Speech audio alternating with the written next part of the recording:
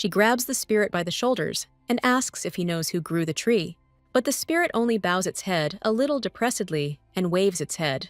The young lady asks if there is anyone among the imperial gardeners who could do something like this. But at that very moment, a realization dawns on her. The girl drops her hands and understands that even if there is a spirit, the eye still won't tell her. The young lady bites her fingernail and realizes she probably should have prepared purified water beforehand. The spirit remains silent. And then he puts his hand on the main character's head and asks her to be careful because a young lady must take care of herself. After this, he leaves, leaving the young lady alone with her thoughts. The main character tells the spirit as he leaves that the reason he is telling her this now is because he doesn't have much time left. After Shirabi is left alone, she touches a tree that seems to feel all her pain. Tara comes up to her from behind. He tries to calm and support the main character. In the evening, the young lady sits all tear-stained and with wet hair.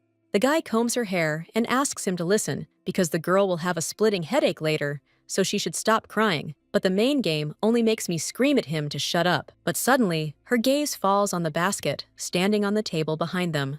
The main character picks up the letter from it and asks where it comes from. The guy replies that it was lying under the door, and the young lady was not in a state to read anything, so he put it on the table. When Shirabi opens it, she sees words of gratitude and a drawing. The young man asks if this is a reply letter from that little girl. The main character smiles and says that she thought the little girl couldn't even read properly, but apparently she was wrong. A young lady looks at a bottle of leaves and wonders if they are tea leaves. But suddenly, she feels terribly sleepy, so the girl decides that she will understand when she brews them. She leaves tea leaves on the table and realizes that she is terribly tired today. Tara tells her to at least finish drying her hair, but he can see that the young lady is truly tired. So the guy sighs and says nothing more. A little while later, he enters the main character's room and covers her up. The young lady opens her eyes and asks why he doesn't nag at her. The guy with purple hair says that some days you can do without it. Shirabi can't help but laugh at these words. The young man, realizing she's laughing, blushes a little. He claims that anyway, the young lady has no work tomorrow, so she can get a good night's sleep.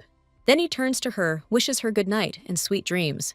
And a few hours later, the main character is already sitting in the emperor's garden next to a mug of tea.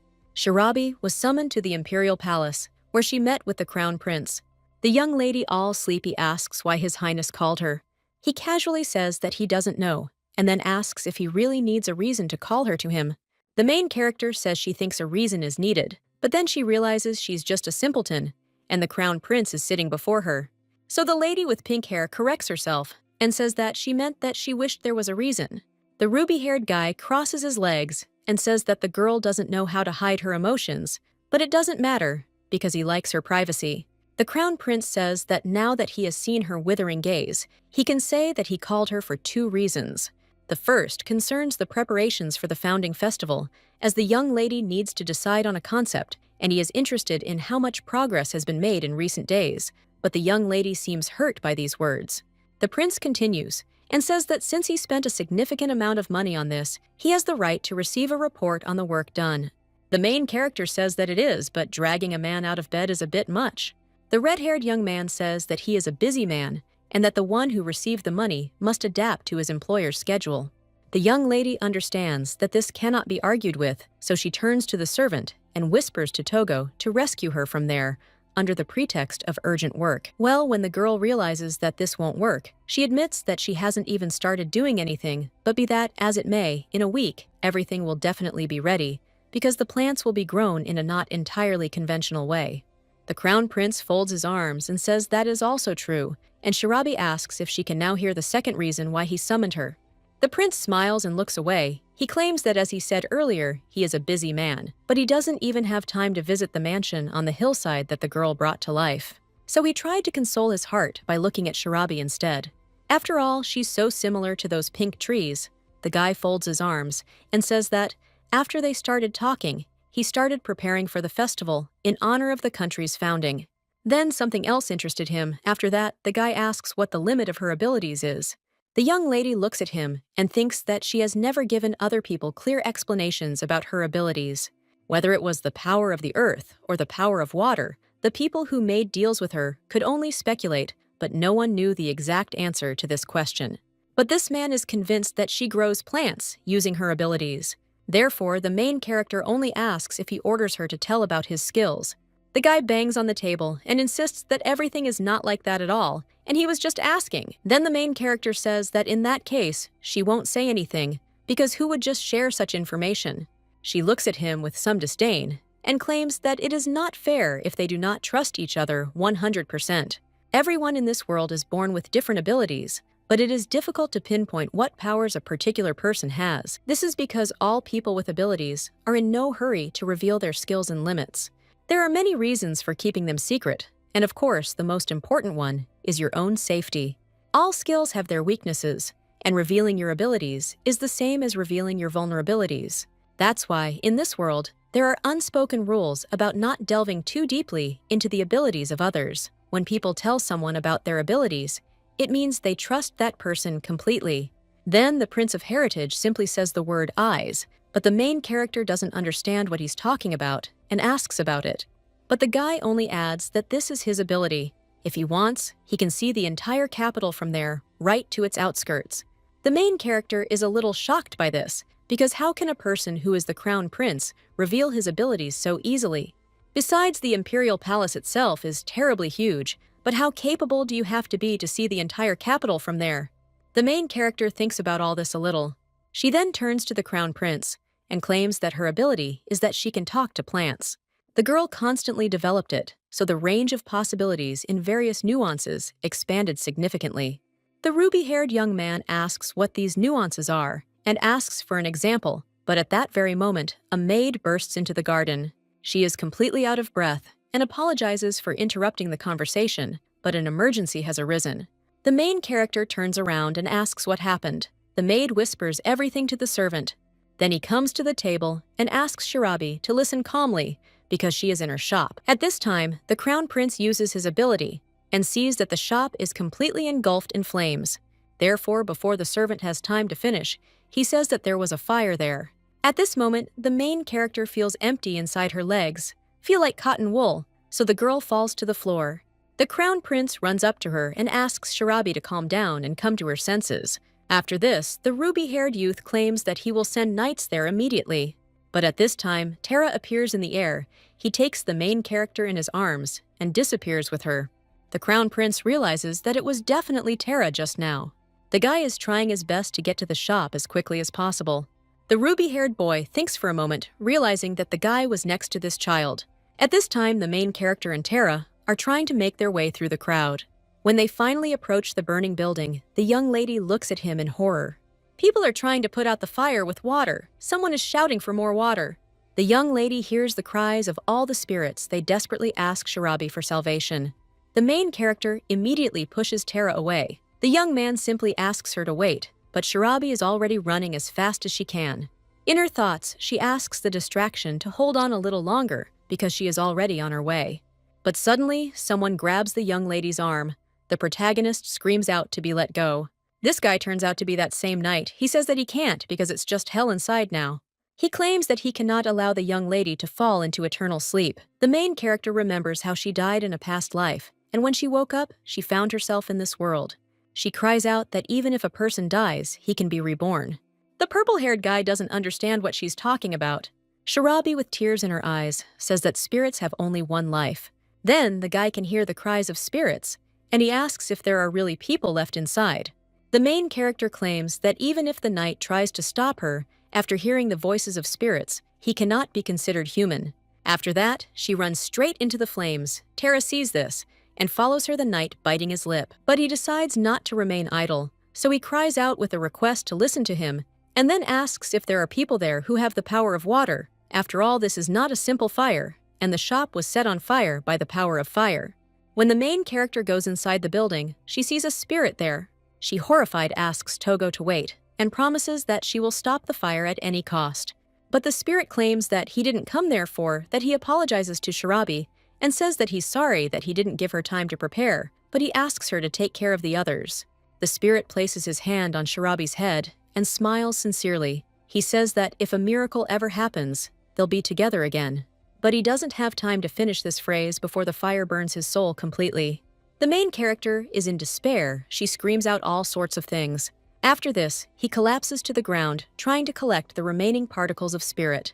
But the spirit of the old tree immediately released all its remaining powers.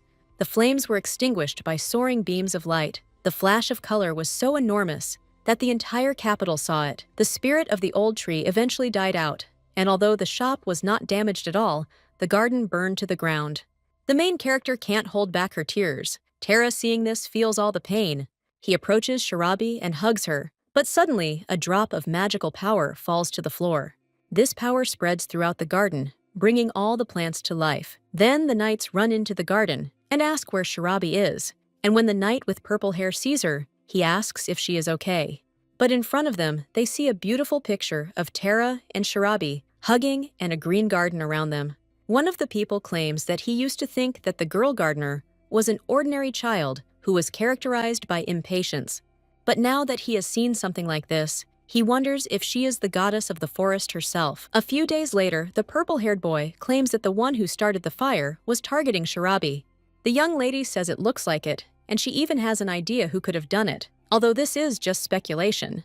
The main character looks at the bottle of tea and asks what is wrong with these tea leaves. The guy claims that having revived the garden, the girl slept for 4 whole days. During this time, he conducted an investigation, during which he also tested this gift, and it appears that the tea leaves contain poison. If the girl had drunk tea that day, she would not have been able to escape and would have suffocated in the smoke. After these words, the young lady comes to a realization and grabs the bottle from the guy's hands. But when she opens it and smells that scent, she realizes it's La Philea. The young man doesn't understand what she's talking about and asks about it. But the main character says that these tea leaves emit the scent of La Philea. Sharabi immediately jumps up from the table and claims that she is going to the imperial palace because the criminal is there. The guy asks why she suddenly decided to go there. But the young lady insists that they must put an end to this as soon as possible, and she certainly will not go alone. Tara says that it is natural because he is her companion, but when he turns around, he sees many plant spirits. The young man is a little surprised, and the main character says that someone dared to touch her in the garden, and the perpetrator must pay for it. Sometime later in the imperial palace, Shirabi says that she has already received permission from His Highness the Crown Prince, and he asked her not to use her hands too much. The girl remembers the servants and asks if they are all under her control until the end of the festival in honor of the founding of the country. The servant only whispers to the main character whether the prince gave her permission and simply left, and she replies that she thinks he is hiding somewhere nearby, and if he meets him, then let him bring him there. After which, the main character enters the room with the gardeners. She passes by, looking at each of them, but when she approaches the place of the last one, she realizes that someone has not shown up. She looks at the servants and asks if she didn't say everyone had to come. One of them thinks this little idiot managed to secure the crown prince's support, but that doesn't mean she's above them. Therefore, the guy claims that they themselves can convey everything to the absent ones. And if the girl has something to say to them, wouldn't it be better to get down to business quickly? Shirabi is shocked by such impudence. She approaches the guy and asks if she tells him that this is the crown prince, will he also answer in a similar way. The young lady glared at him. Shirabi was originally a simple gardening shop owner, so she was a far cry from the imperial gardeners. However, as long as she carries out her duties under the crown prince's orders, the young lady's words carry the same weight as His Highness's. She points at one of the gardeners who asks what she wants, but immediately corrects himself. The main character orders him to immediately bring the missing person. A few seconds later, the fairies inform the young lady that they are coming, and that same man enters, and even his smell still hasn't disappeared. This smell is the smell of burning. At that moment, a lady with burgundy hair enters the room. As Shirabi suspected the missing man is a criminal, the main character says that she didn't even think that she could be caught, but her interlocutor pretends not to understand anything. Then, the main character grabs her by the collar and asks if the girl really thinks she's such a powerhouse. She also asks what you were thinking when you looked at the garden engulfed in flames. The red-haired lady's eyes narrow slightly at such accusations, but she immediately plays dumb and claims she doesn't understand what Shirabi is talking about. The main character asks if she understands. She lets the villain go and says that in that case, she will explain everything to her. The girl uses her power, and plant spirits immediately appear in the air. The other gardeners are shocked by this because those spirits appeared out of nowhere. The main character says that the girl with red hair gave an order to the little girl, and got Lephelia, and then sent tea containing her paralytic poison to her home and set fire to the garden. Sharabi asks if she enjoyed seeing those children suffer and scream in pain. The red-haired lady asks what she's talking about. Doubts begin to creep into the minds of the other gardeners, and one of them asks if Susan really did it. But the girl says that this is not true, and she would never do that. But the fairy with green hair says that she saw her face that day. She woke up calmly in the morning, but the first thing she saw surprised her. After all, it was that same woman, and flames were coming from her hands. The fairy claims that such a lie will not work on her. The lady with red hair is shocked she doesn't know what to answer to this. The main character just comes close to her and asserts that this is a decision that all the plants of the capital have made, and not just her alone. From now on, no plant Susan tries to grow will follow her plans. Every plant, whenever it takes root, will be set against her. And even medicinal herbs will turn into poison if she decides to use them. For such is the spirit's verdict. The red-haired lady is terrified, falling to the ground, clutching her head. The main character looks at her like she's a nobody, and then turns to the other gardeners. She says that if anyone else is unhappy with her work, she wants them to come forward and tell her everything openly to her face, but no one is willing to do that. Then the young lady smiles and says that if there are none, then they can now begin discussing the festival in honor of the founding of the capital. After all this, the main character feels very tired, so she lies down on the bed. The girl thinks that although the bed is soft, it still feels like it's not hers. Several days had already passed since that incident, and the imperial gardener, who had been declared a criminal to the end, denied his involvement in the fire. But a little while later, when she was eating a salad, she suddenly felt very ill. Therefore, the girl immediately rushed to the bushes located nearby. She was horrified by the realization that Sharabi's words could be true. But when she looked at her hand, she saw that the plants underneath it had turned black. The girl immediately jumped back in horror. Then she became convinced of the spirit's curse. Susan immediately pestered Sharabi for substantial monetary compensation. The lady with pink hair understands that she has accepted this money, but even if she begs her on her knees, the decision is still made by the spirits. In addition, the villainess took the life of the spirit of the old tree in Lephelia.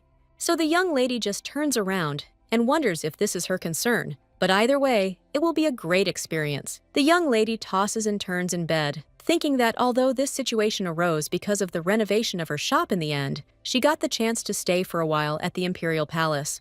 But then, something else catches Sharabi's eye. The girl immediately gets out of bed and heads to the window. After this, she rubs her eyes and looks at the garden.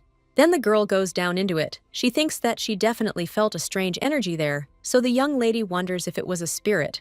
At this time, several spirits fly up to the main character and ask if the girl has come to take care of them. But Sharabi says that she too doesn't live by work alone.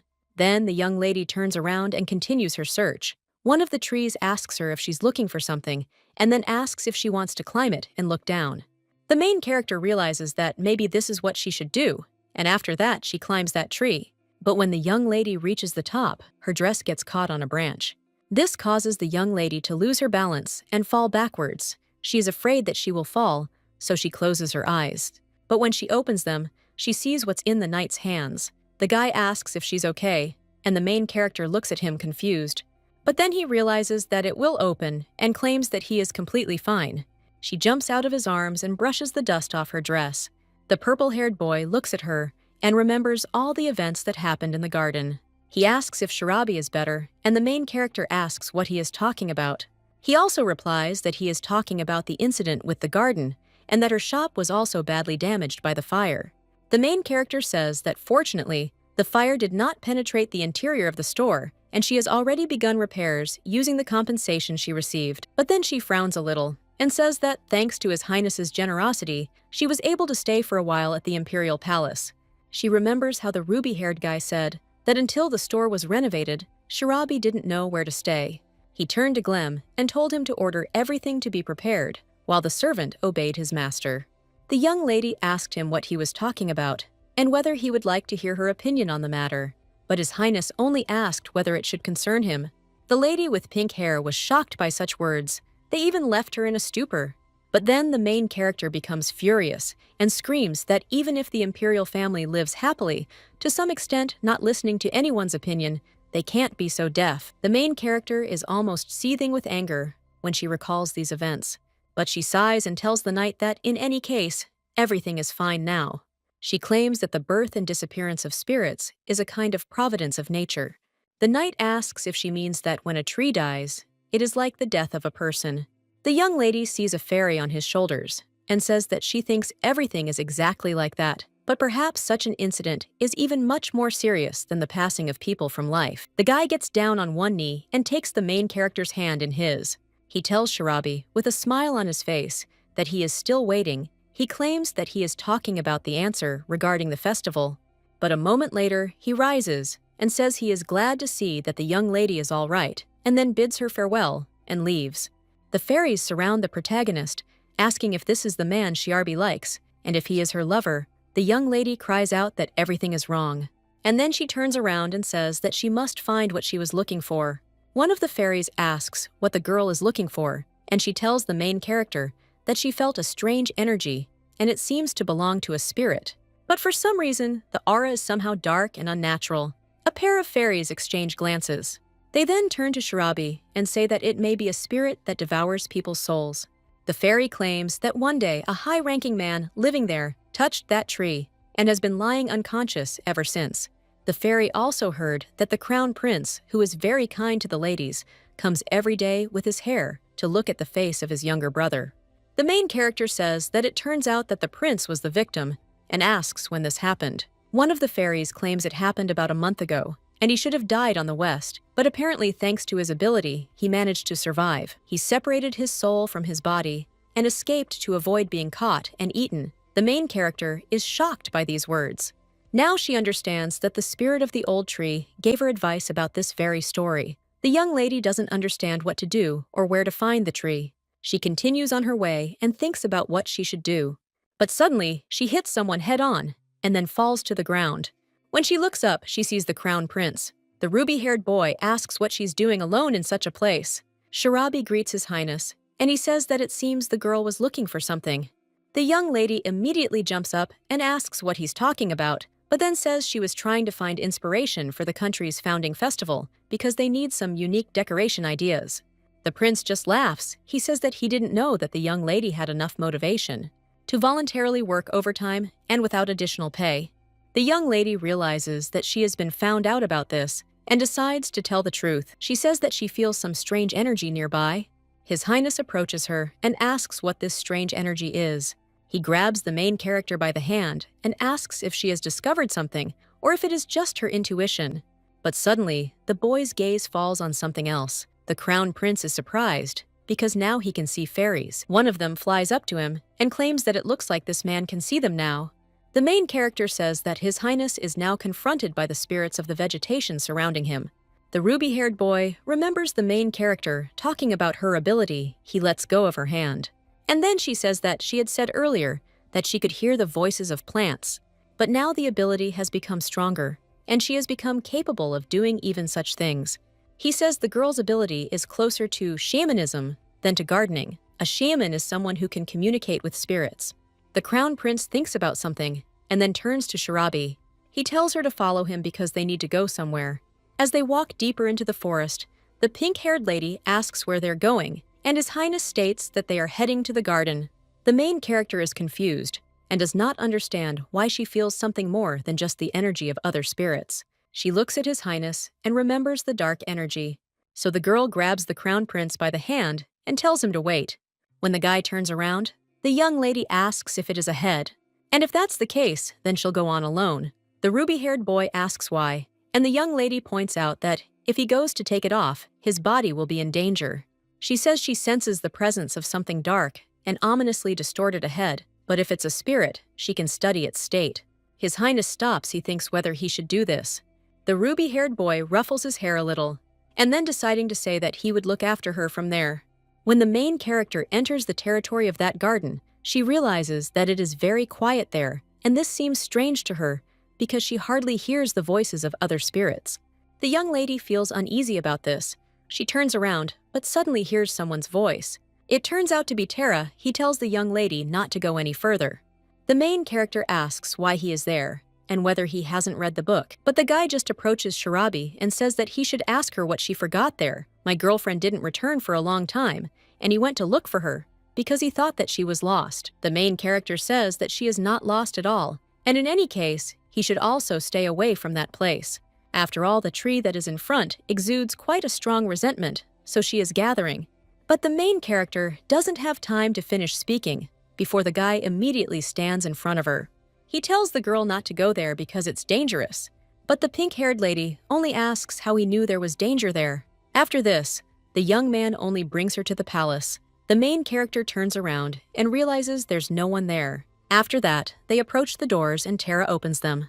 The main character feels a creepy energy emanating from that room, and in the middle of the room lies a man with a blackened hand. Tara only says that if she goes any closer to that tree, it will be bad. The main character approaches that bed and sees a guy who looks like Tara. She is shocked by this, and the young man claims that being near the tree, Shirabi can also become like this, so he asks now that she has seen this whether she is still going to go.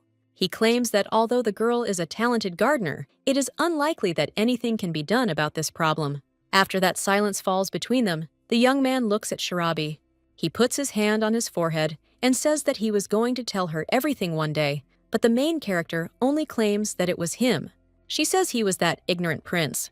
The main character says that she didn't see the tree, but even from a distance, she felt someone's presence, and the guy managed to touch it.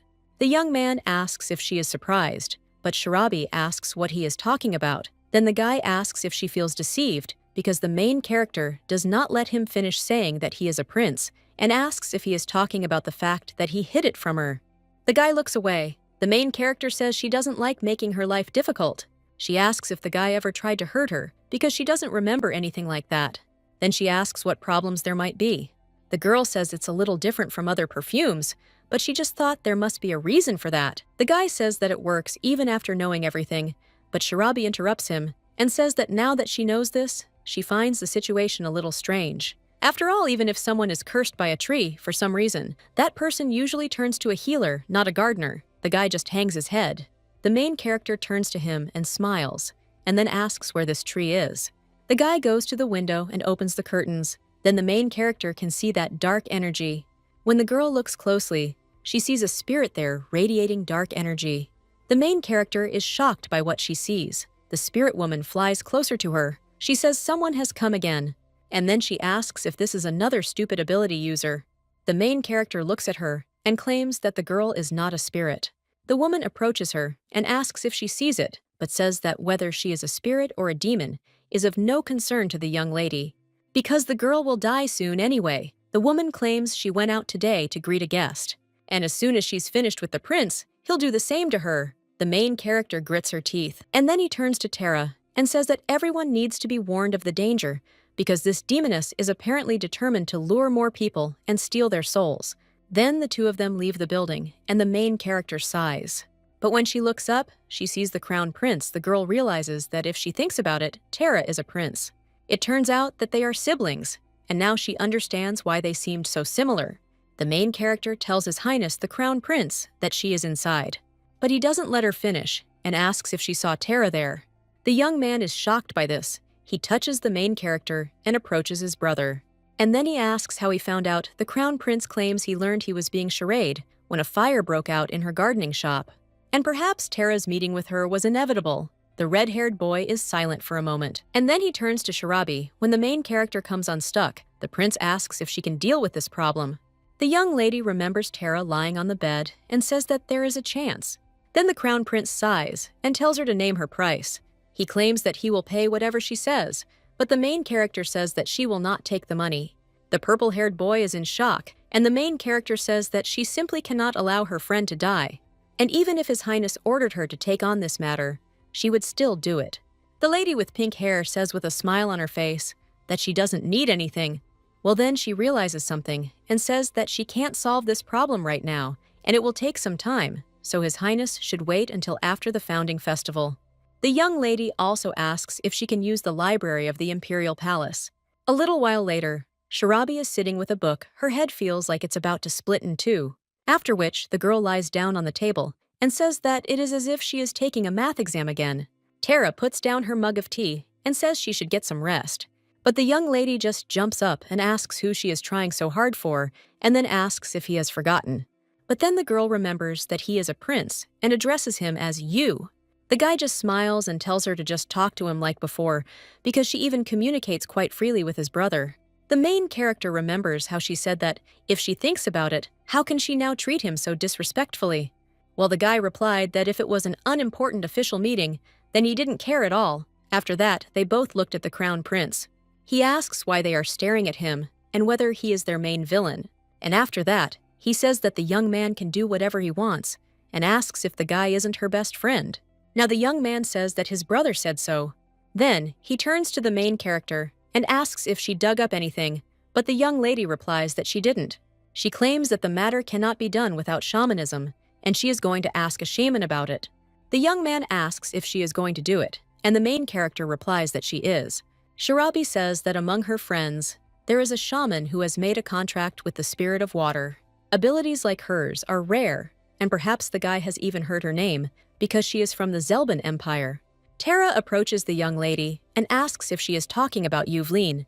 The main character says that, then the guy really knows her, and he replies that shamanism is an extremely rare ability, and besides, as far as he knows, there is only one shaman in the Zelban Empire. Shirabi says that the guy must have studied hard since he is so well informed even about a foreign country. But Yuvlin is a famous figure in the empire who has given up his title and works for a mercenary company. Most likely she is very busy, so it is not a fact that she will go to such a distant place in response to Shirabi's call. The main character bows her head and says that for her, she is only a stalker, but the girl remembers how Yuvlin followed her around. The main character claims that if she says she's busy and can't come, she'll just catch her and bring her there. The girl picks up a piece of paper and can't figure out how to write it. Tara smiles and looks at what the pink-haired lady is writing.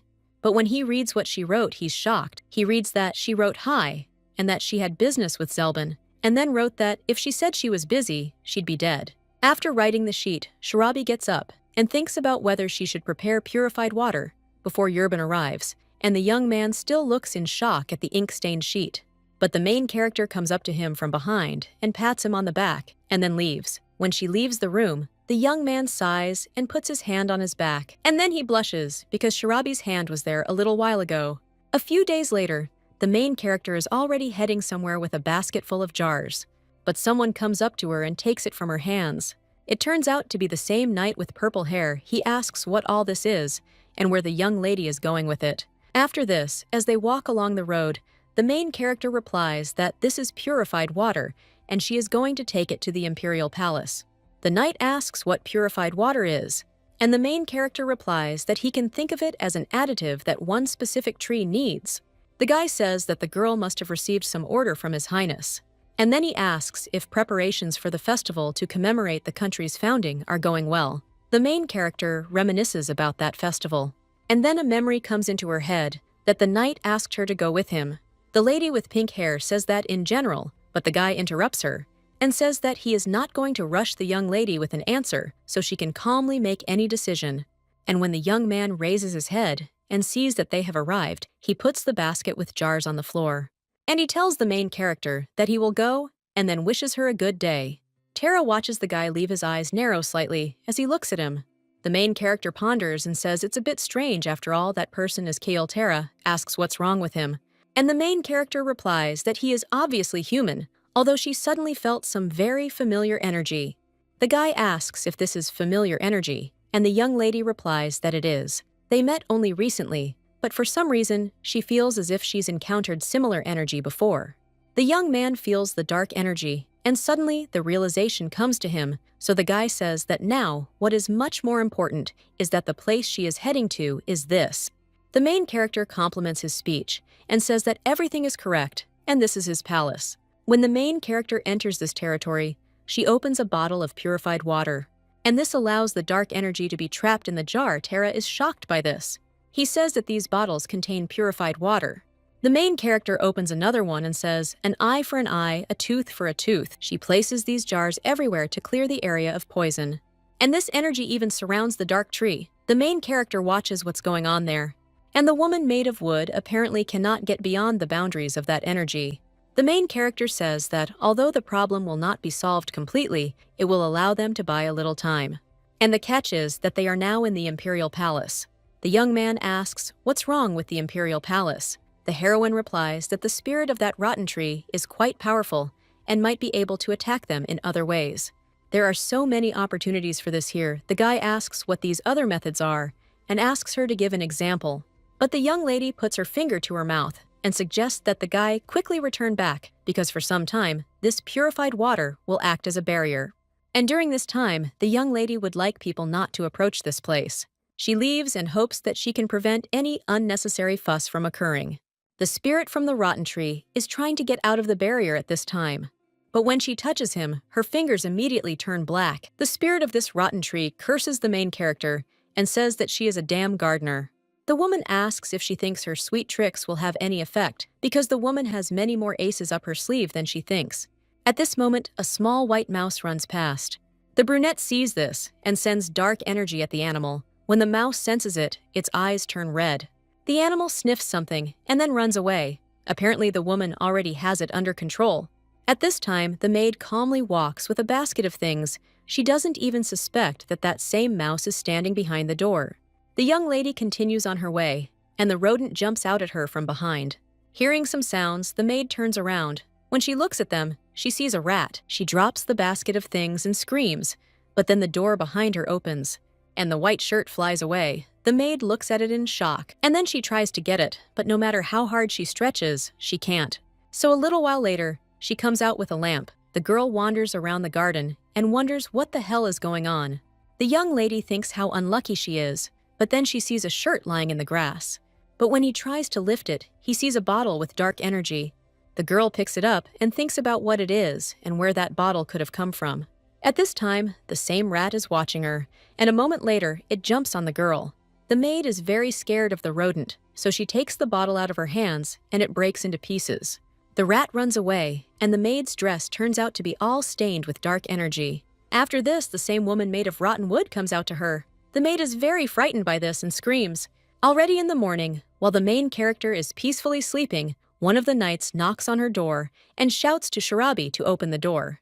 The main character is already descending the stairs, asking what time it is and who the hell is barging in so early in the morning. After all this time, she's finally home and is getting ready to get a good night's sleep. The girl comes to the door and says that she is busy preparing for the festival in honor of the founding of the country.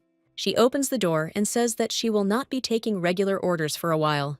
But a spear is immediately pointed at her throat. The protagonist looks up and sees that they are Imperial Knights. Among them all is that same knight with purple hair. The girl asks why they are doing this, but they only say that this is to be expected from a shameless villain who ruined someone's life. He orders the other knights to arrest the criminal. The main character asks what this means since she didn't put anyone into eternal sleep. The girl turns around and asks what they mean, but still doesn't get an answer. And the knights just drag her into a cage-like carriage. The young lady says that they should call His Highness the Crown Prince, and he will prove her innocence. But one of the guards asks how some commoner dares to demand that a royal person be called to her. He claims that His Highness the Crown Prince is not in the capital at the moment, and that he was forced to leave on state business. Then the lady with pink hair says that they should explain to her what is going on, because she doesn't even know why she was arrested. Then the guy gets up from his seat and approaches the main character, and then he leans towards her and says that he doesn't think the girl really knows anything. He pokes her in the forehead and says that yesterday, when she came to the Imperial Palace, many saw that she was carrying some bottles with unknown contents in a basket. The young lady asks what's wrong with the bottle theme, but the guy claims a man died in the garden. The maid was found lifeless next to a similar broken bottle. Her entire body turned black. The main character hearing this is shocked and asks again if anyone died. But the guy claims that he is not finished yet and says something about how her body turned black, reminiscent of the black spot on the hand of the prince who lies in his chambers, and therefore the crime of which the young lady is accused. The main character doesn't let him finish saying it's an attempt on the life of a member of the imperial family. The guard asks if she understands what situation she is now in. He claims that this is not just a plunge into eternal sleep, and perhaps the matter will even reach the ears of His Imperial Majesty. The main character curses that rotten tree, but then she sighs and tries to calm down. The young lady understands that with such accusations, she will definitely face execution. No one knows about the conversation that took place that day between the Crown Prince Terra and Sharabi except for them. If His Highness the Crown Prince left the capital on state affairs, there is only one person left who can prove her innocence. In his case, the poison was able to consume an entire hand with just one touch, and now the woman made of rotten wood finished off the man with ease. The young lady asks Tara not to do anything stupid in the heat of the moment. At this time, the young man's hand twitches, and then the maid enters the room with flowers. She looks at the old withered flowers and changes them. The girl realizes that everything is dried up again. She says what a poor prince he is, and asks what kind of illness he has. But when she turns around, she sees that the prince is sitting. The girl screams and turns to His Highness, and the guy only asks if His Imperial Majesty is currently in the main palace, after which he asks to convey that the second prince requests an audience. The maid shocked asks what he's talking about. Then she understands and immediately runs out of the room, obeying her master. The guy understands that the problem is that he can show himself to others if he contacts Sharabi. He spent the morning rummaging through the trash. He had never had such luck as today. Although the boy had to rummage through the trash to get her hair, he then heard screams outside the door. One of the servants asked His Highness what business he had come there for. But the man just bursts into the room and screams his son's name.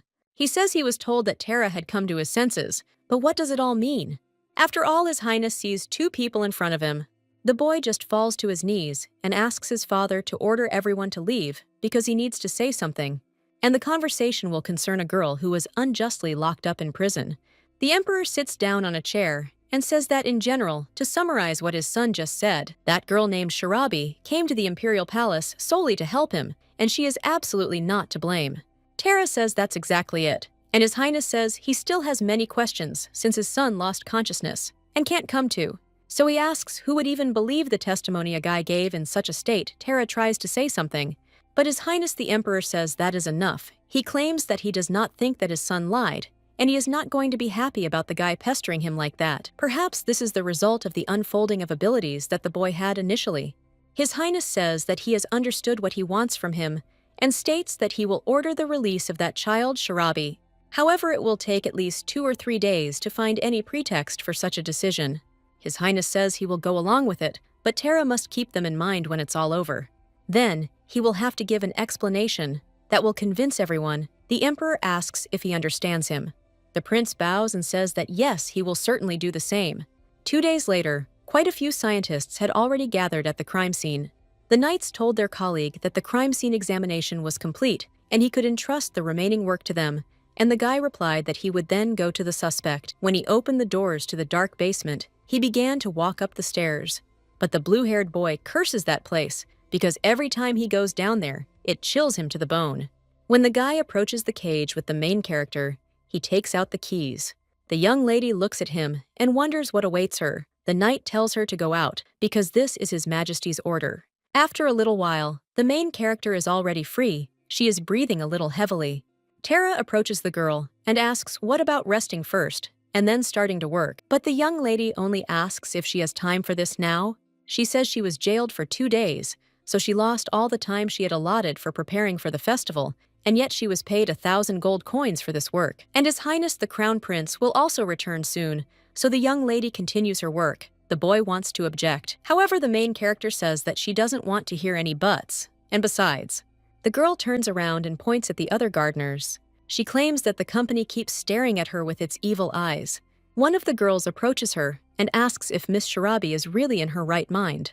The main character turns around and says that it is true. The girl then points to the empty pots and asks what they are and whether the young lady wants them all fired. A couple of people pass by those pots. One of them asks if it wasn't said that there would be a parade there. The authors say that it looks like the current festival, in honor of the founding of the country, will be simple. The main character sighs and asks how the sparrow can understand the heron's great plan. She waves her hand and says that she shouldn't waste her energy on talking now, so she asks the gardeners not to start unnecessary quarrels. The girl cries out what she said. She clenches her teeth and says that the young lady has taken on the most important task. So how can she behave like this? This is already making the main character angry, so she turns to the gardener and folds her arms across her chest. The girl is a little scared by this and asks what the lady with pink hair is going to do. She wondered if Sharabi was going to use her remarkable powers to deprive her of the ability to eat plant-based foods, and if she was thinking of expelling her from the imperial palace. Shirabi just comes closer to her and tells her to listen carefully. She claims that the fact that Susan, or whatever her name is, can no longer eat plants, and their fruits, was a decision of the spirits. As for the other thing, the gardeners will soon see with their own eyes, whether she ruined the parade or not, and they might be surprised. But she does her job properly, so the girl should not meddle in what is not her business and should properly do what is assigned to her. Suddenly, someone cries out begging for forgiveness, but claims to be in a hurry. A young man all covered in mulch asks if there are 10 white oak saplings there. The main character says that, as you probably know, it's an expensive pleasure now, but he only asks how much the purchase will cost. Shirabi replies that 1 sapling will cost a gold coin, after which they make a deal. The main character counts the coins, and Tara says that the girl is really very busy and asks what kind of customer this is today. The young lady thinks that the news of how she used her powers in the earlier fire incident has been widely publicized, and in anticipation of the festival, even though she named a high price, more than 20 orders have already been received today alone. The guy asks if she plans to do nothing but trade while preparing for the festival, but the main character just waves her hand and says that we also need to prepare a plan to fight the spirit.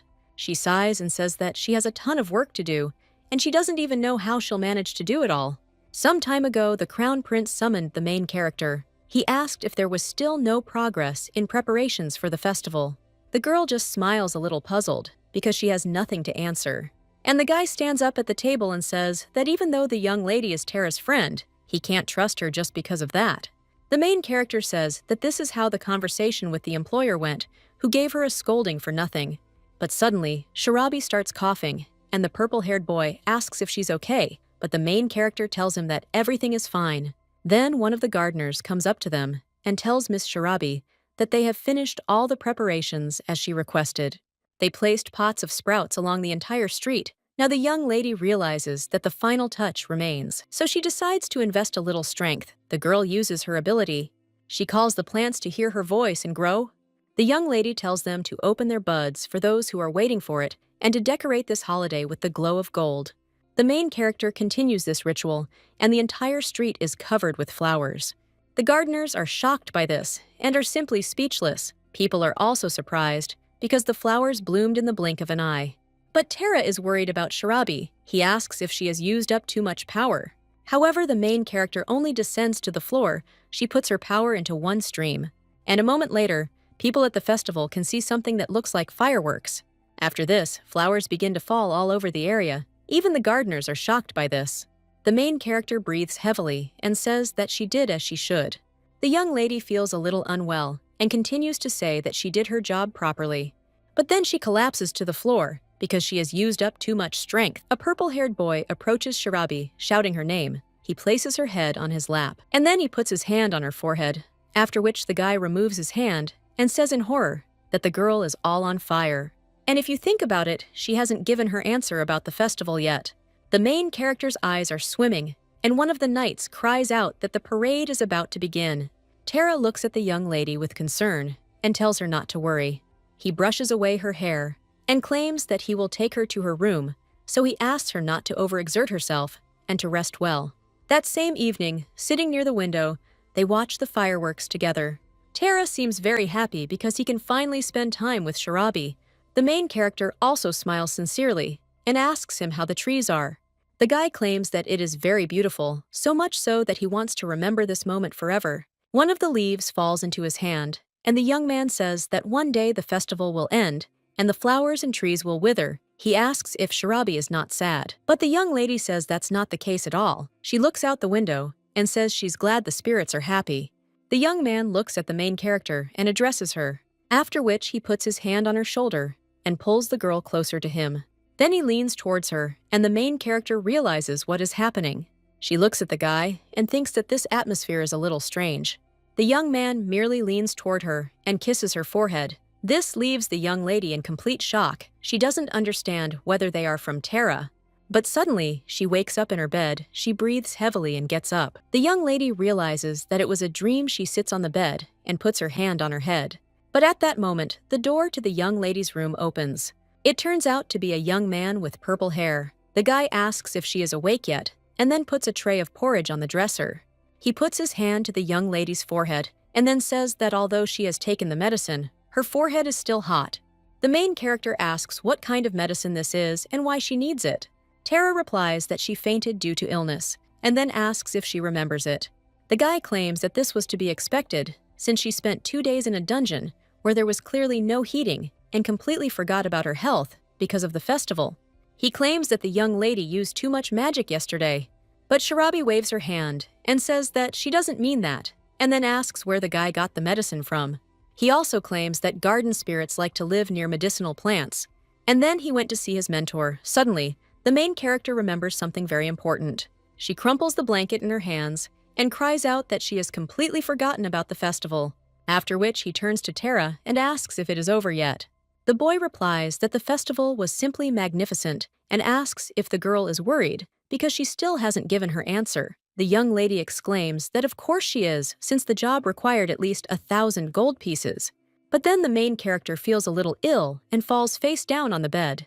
The first thing she sees when she opens her eyes is Tara. He turns to Shirabi and asks if she's okay. He holds the young lady to keep her from falling onto the bed and insists that she should stay in bed a little longer. The protagonist, meanwhile, recalls her dream. So she turns to the guy and asks if he's worried about her. The young man first asks what she's talking about, and then blushing a little, he says that of course it is so.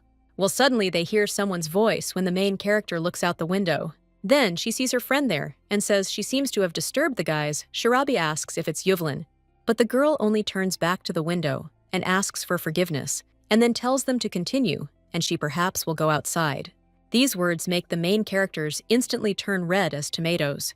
And then they immediately distance themselves from each other, embarrassed. A little while later, the main character heads into the garden. Juvlin removes his hood, and now the young lady can see her face. The shamanka says that they haven't seen Shirabi for a long time, but the main character only asks her friend if she has dyed her hair again, and then adds that it is too provocative. The girl gets a little angry at these words. She says, "What about Shirabi?" Because it's as if she didn't dye her hair, but the main character only asks if her friend's hair will fall out from dyeing it so often. Yuvlin just smiles and says that the main thing in this matter is good care. The girl claims that they cannot be compared to those that were before, and asks if Shirabi wants to touch them. After all this, the lady with golden hair asks who the guy standing next to Shirabi is, because he doesn't look like an ordinary spirit. The main character looks at her companion and remembers that he is a prince, but she tries to come up with an excuse saying it's some kind of spirit, and this guy is helping fight amnesia. The lady with the golden hair asks if that's true, and the main character replies, "Yeah, right, those exist." Then, Yuvlin sits down on the table and asks if the girl can explain why she called her so urgently, because after the breakup, they barely even kept in touch. Tara approaches the main character and asks if the girl is more than just a friend, as she acts as if they've known each other for a long time. The lady immediately with her hair confirms that this is indeed the case. But 5 years ago, when the girl was a little younger, she tried her best not to make a sound and hid from several people. A short time later, she emerged from her hiding place and checked to see if her pursuers had left. The young lady was only 14 years old at the time. The little girl says it's too much, because not only does she run away all the time, but she's also always covered in dirt. This was a few months after Shirabi separated from her parents. Creditors suddenly showed up at their home, but when the family fled, the little girl got lost and was stuck there alone. Suddenly, someone came up to her from behind and asked if the girl was a thief. When the main character turned around, she saw a lady with black hair there. Shirabi had often met them in her world, but this was the first time she saw them here. The little girl says that she is not a thief at all, but the young lady asks why the girl is on the run then. Well, then she sighs and says that she will believe it, but then asks why they are persecuting her then. The girl says that her parents, but then falls silent and thinks why she should tell that girl the truth, because she looked very suspicious. The young lady was already calculating how much she would be paid for the girl, so the little girl thought that the girl could be one of the mercenaries of those creditors. So the girl with pink hair asks if before asking questions to strangers, you shouldn't first introduce yourself. The brunette says that this is true and apologizes. She pokes the baby on the cheek and says that she is so cute. Yeah, she says it so sternly. The young lady says it seems to be getting too noisy there and claims that a curious situation is brewing. After which the girl says that her name is Han Sujin, but then remembers that it is difficult for the locals to pronounce that. The main character is shocked by this. She doesn't understand whether she's imagining it or not. But the brunette only says with a smile on her face to call her Yuvlin, and then asks why the little girl is so surprised. And the main character remembers this name. She asks her to repeat her name. But the brunette just leans over to her and says that if it's really difficult, then the little one shouldn't strain herself because she said that they could just call her Yuvlin. Well, the girl can't believe it because in the last 14 years, nothing like this has happened, and this name is definitely out of this world. So the main character claims her name is Lee Ji-hyun. The brunette is a little shocked by what she hears. And the lady with pink hair only adds that she can call her Shirabi, and now she thinks that she can ignore her previous words. Han Soo-jin, whose middle name is Yuvlin, like the main character, remembered her past life. In it, she was on Earth in South Korea. She lived there as a 20-year-old girl. But the last thing she remembers is drinking with friends, and then for unknown reasons, she died. Be that as it may, meeting Yuvlin became a salvation for the lady with pink hair.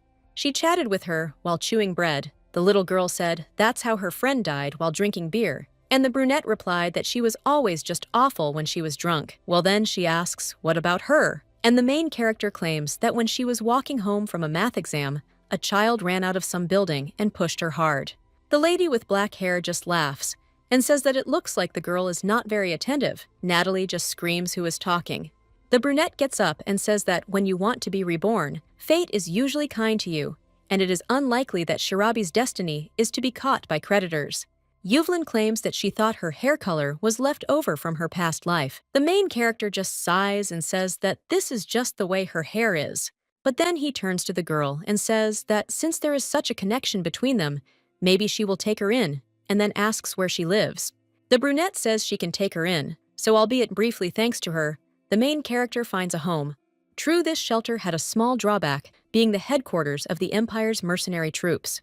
Yuvlin opened the door and shouted to her father to see who she had brought, and then cried out that they had a guest. Now the main character remembers this. It's as if she's in another world. Tara waves her hand in front of her face, and then claims that Shirabi is certainly telling the story well, but it seems like she's too lost in her dreams. The lady with golden hair says that her friend is always like this, and that was the time she decided to create a garden. At 14, she was even proposed to, and I think the guy's name was Matthew. Tara screams in shock, wondering if this was a proposal since the girl was only 14. Yuvlin can't help but laugh at this. But then she tells Shirabi that since he called her, he should tell her what the matter is, because smart people don't have that much free time. The main character says that she knows, but it is an urgent matter in general. The main character pulls the purple-haired young man towards her and says that he is a spirit and that this is only an astral shell, but his body is also alive somewhere. The lady with golden hair asks what she is talking about and then starts looking in different directions asking where the spirit is. But the main character just takes her hair off him and the guy immediately disappears. The lady with golden hair asks in horror if this spirit is serious.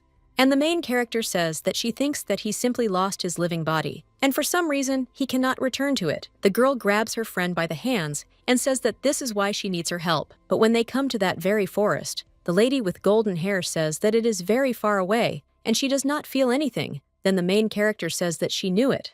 But the girl says that however harmful the spirit may be in the end, it is impossible to harm it while at such a distance. So if Shirabi was right, then something very serious is going on. Apparently, they won't solve this problem without the intervention of someone with very great spiritual power. Then the lady with pink hair asks if this situation can be resolved at all. Yuvlina replies that she thinks so, and Shirabi and Tara smile.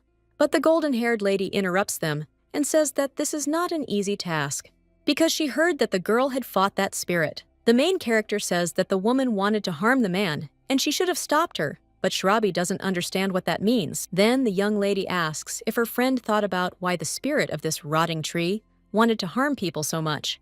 The main character is a little surprised and asks why the spirit of the rotten tree would harm people, and Yuvlin answers that it is in order to get what he deeply desires. The lady with pink hair asks what the spirit living in that tree wished for. Yuvlin replies that spirits born from someone's magic tend to think like people, and the spirits that live in Shirabi's shop are similar to her in personality and probably even think like her. This is how they differ from true nature spirits. Then the main character asks what's wrong with Togo, and the lady with golden hair answers that only spirits created by someone can desire something. People like them can wreak havoc if they heed this wish, and there's a high probability that to break the spell on her friend, she'll have to give this rebellious spirit what he so desires. Shirabi says that if that's the case, she'll have to talk to her. She sighs and says that in any case, there's no other way out except going to the palace. But Yuvlin says there's another small but real problem. He looks at the main character questioningly and asks what it is. The golden-haired lady says she's not from this country, and how could she possibly be allowed into the palace? Shirabi realizes this is indeed true. She turns to Tara, but he only says that it would be better if she talks to his brother herself. Even if the guy gives them his permission, he is now lying in a coma if the girl has not forgotten. Then the young lady clenches her fist and turns around saying that, as they say, you have to strike while the iron is hot. Yuvlin cries out what the little girl is planning to do. The main character Jara turns around and says she's decided to meet Prince Karen and get permission for Yuvlin.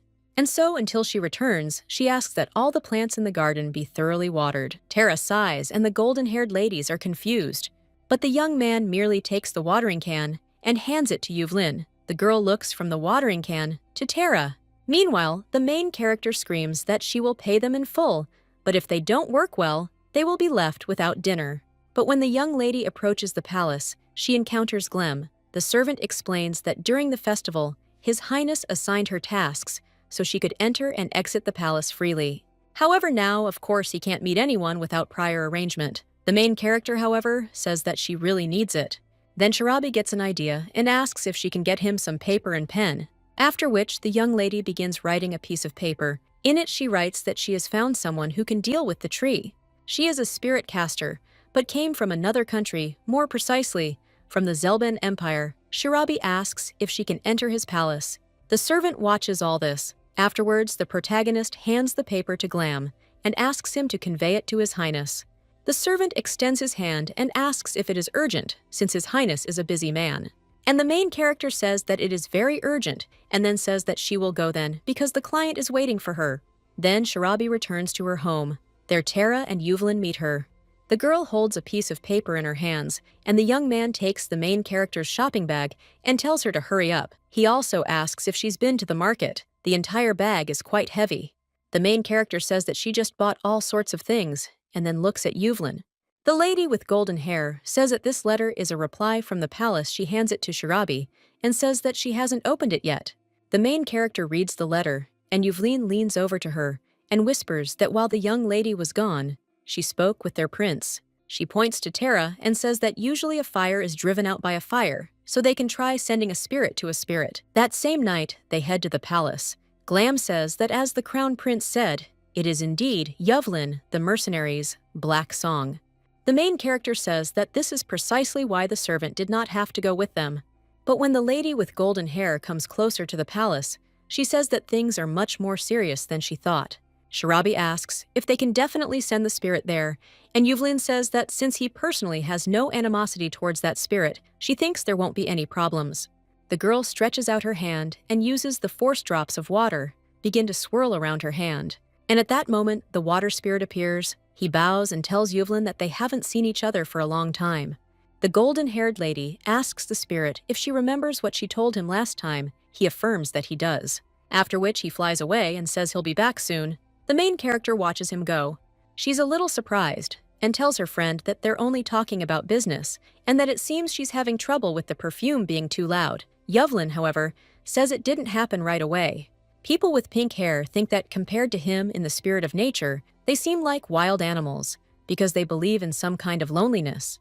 Every time they wake up Shirabi early in the morning, screaming at the top of their lungs. However, the main character thinks that sometimes she also wants to be alone. But suddenly, they notice dark energy coming from the forest. And then the water spirit returns. The golden-haired lady says it looks like Togo was simply kicked out, and then asks if he got an answer. The spirit says that he, of course, found out what she wants. He looks at the main character, and she asks what this spirit said. The spirit thinks this is an absolutely insane demand, but maybe these girls can handle it. Therefore, the spirit of water says that what she so desires to be called the love of the creator is a feeling that is shared by the magician and the spirit he created. The brunette claimed that this is what she wants so much that she is ready to die. The main character puts her hand to her forehead and says how selfish she is. Yuvlin asks if there is such a guy who will share this feeling with her. Yeah, the lady with pink hair says that this is the problem. She asks what if her creator has already died, and she will really need to find a necromancer. And so all this rot consumed the tree because its owner did not give it enough love. Shirabi says that, as she thought, she will still have to go to Tara's room and see this spirit. Glam just nods and says that they already have permission, so they can do whatever they deem necessary. Shirabi steps forward decisively. She understands that she must convince that spirit. After this, she enters the room with Tara's body and opens the curtains. When the young lady goes out onto the balcony, she sees that same woman sitting on a tree. She sighs and turns to her. The brunette is shocked and immediately approaches Shirabi. And then he asks what is going on, and also whether she wanted to die by her hand. But the lady with pink hair only says that she found out what the spirit wants, and then claims that she can try to find this person. Well, maybe the woman will give her at least some information. But the spirit of the rotten tree only screams at her not to laugh at her. And then he asks if the girl wants to destroy her so much that she will go looking for a man about whom she knows absolutely nothing. She looks at the lying prince and says that if she dies, her friend will wake up. Shirabi says that she is right, even too right, because she doesn't care what to do with the woman, cleanse her, or finish her off so that Tara can live on. However, to be honest, she always has the opportunity to destroy a woman against her will. Few people know about forced extermination, except perhaps those people who are connected to the spirit world. A person who wants to destroy a certain spirit will be able to do so by spending half of his strength. It is believed that this part of his magic will be lost forever, weakening him by half. However, there is a chance that his power will return. However, until now, all attempts to find a way to restore them have burst like soap bubbles. Therefore, most spirit summoners don't even consider performing this extermination ritual and consider it only as a last resort when it's a matter of life and death. So the young lady asks if she wants this spirit of rotten wood. After all, if that's the case, then there's only one option that will satisfy everyone. Since the spirit is sick, the woman clenches her fists upon hearing this. Shirabi says she doesn't know why she wants to feel love like the one her creator could give her, but she wants to find out. The brunette asks if she really wants it, and the main character nods. Then the woman extends her hand to her. Tara and Yuvleen are worried about their friend. But the woman with black hair only envelops her in dark energy and says that she will tell her about it. And if the girl really wants to end everything in a way that would be better for both of them, then let him follow her. The main character is enveloped in this dark energy, and after a while, everything goes dark before her eyes. After this, the young lady wakes up on the balcony of that very palace. She realizes that it seems she did not die, and then she hears sounds from behind. So the girl heads into the corridor. As she walks down the stairs, she thinks it looks like the building where Tara is, but everything looks a little different there. Then the girl sees energy coming from the doors, so she heads to the garden. There she sees a young man with brown hair. He greets the guest of the garden. And then when he leaves, he puts his hand to the tree and uses his power. The main character watches this from behind the door. She looks at that tree and realizes that it is that very rotten tree. The girl thinks that it was once so beautiful and asks how that could be. But she immediately comes to the realization that her voice is heard in this world. The young man turns around and then approaches the door. When he enters the building, he sees the main character there. The guy is surprised and asks if it's a spirit, and the main character realizes he just called her a spirit. The girl wonders if he knows her. But the brown-haired man only admires her. He looks at the young lady from all sides and says that this is the pink-haired spirit. He asks what flower she came from, or if she's a free spirit of nature. The main character thinks, by the way, that this guy is very noisy. The young man turns around and sighs, saying that he definitely didn't create someone like her. Shirabi understands that the boy is fine without her answers. He turns around and says that he thinks she doesn't have any special abilities, after which he gets down on one knee and turns to the heavens. The guy says that the day has come when he met the spirit of nature. The main character relaxes a little and asks if he is a spirit caster. The young man says that she guessed correctly, also claiming that he is the court sorcerer, and his name is Caliph. The guy shakes her hand and says it's nice to meet her, but the main character's gaze falls on something else. She sees a tree with pink petals there. The young man says that the girl is probably a tree spirit, not a flower spirit. He approaches the rose tree and says that he hasn't seen it bloom for a long time. He also claims that the lady with pink hair looks very much like a blooming bud. The main character doesn't understand what the hell is going on, because in this world, there were no Korean cherries until she created them, and besides the Caliph. This is the name of a sorcerer who lived several centuries ago. He was very famous among his colleagues. The young man even wrote his own autobiography to share his knowledge with others, especially those like her, spiritualists who understand plant spirits. Beyond this book, there's practically no information left about him. The main character turns to him and says that she has a question.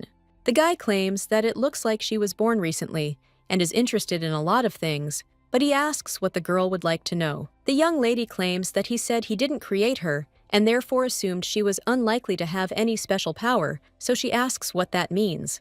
The guy approaches the tree and claims that he has been taking care of it lately. After this, his spirit emerges from the tree. The protagonist realizes that this is the same woman from the rotten tree.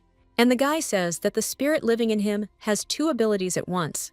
The first is the gift of showing what she herself has seen, and the second is to allow another person to personally experience the events of her life. Shirabi understands that she can also grow trees, however spirits have never yet developed special abilities. Her two abilities are quite similar, but they are different at their core. It turns out that the main character was able to get there thanks to her powers. She is pulled out of her thoughts by Caliph's voice. The boy claims he will go and return tomorrow. He also says that then they can all have fun together and says goodbye. After this, Shirabi and the woman from the tree are left alone. The green-haired lady addresses the protagonist. She says the Caliph said the girl was recently born. The main character remembers that moment and realizes that the woman heard their conversation.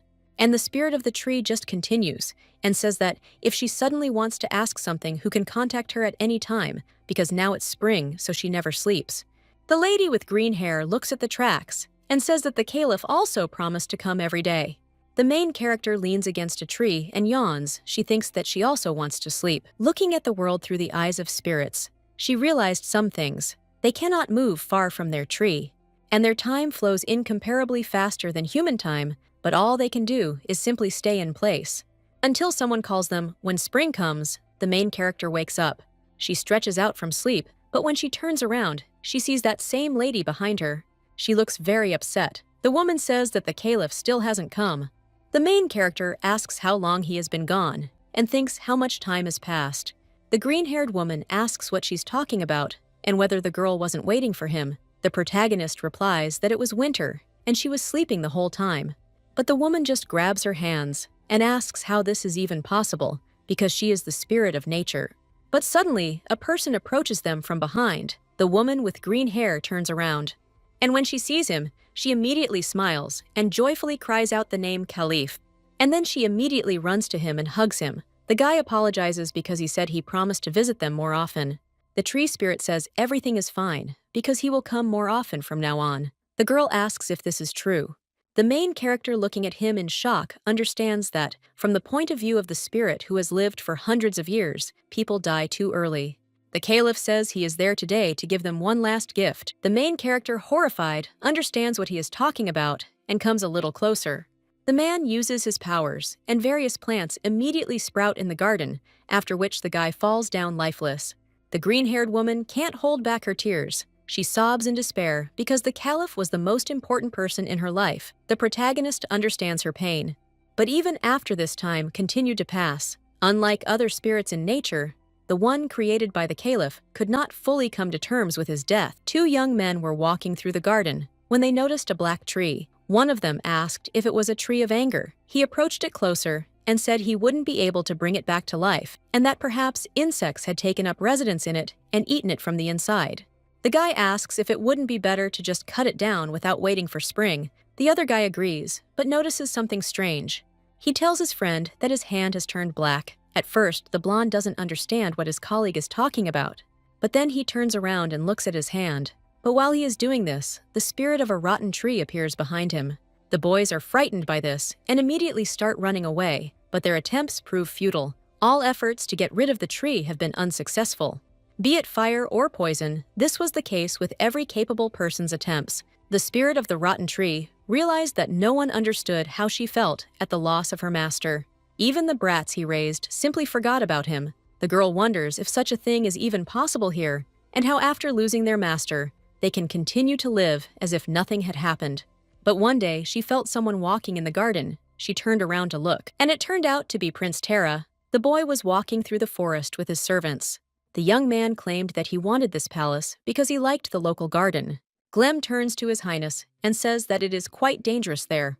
But the prince does not listen to him and says that the trees in this garden are familiar to him and they are similar to those that were in the mansion where he and his brother lived for some time. After which the main character watches as the guy enters his new palace.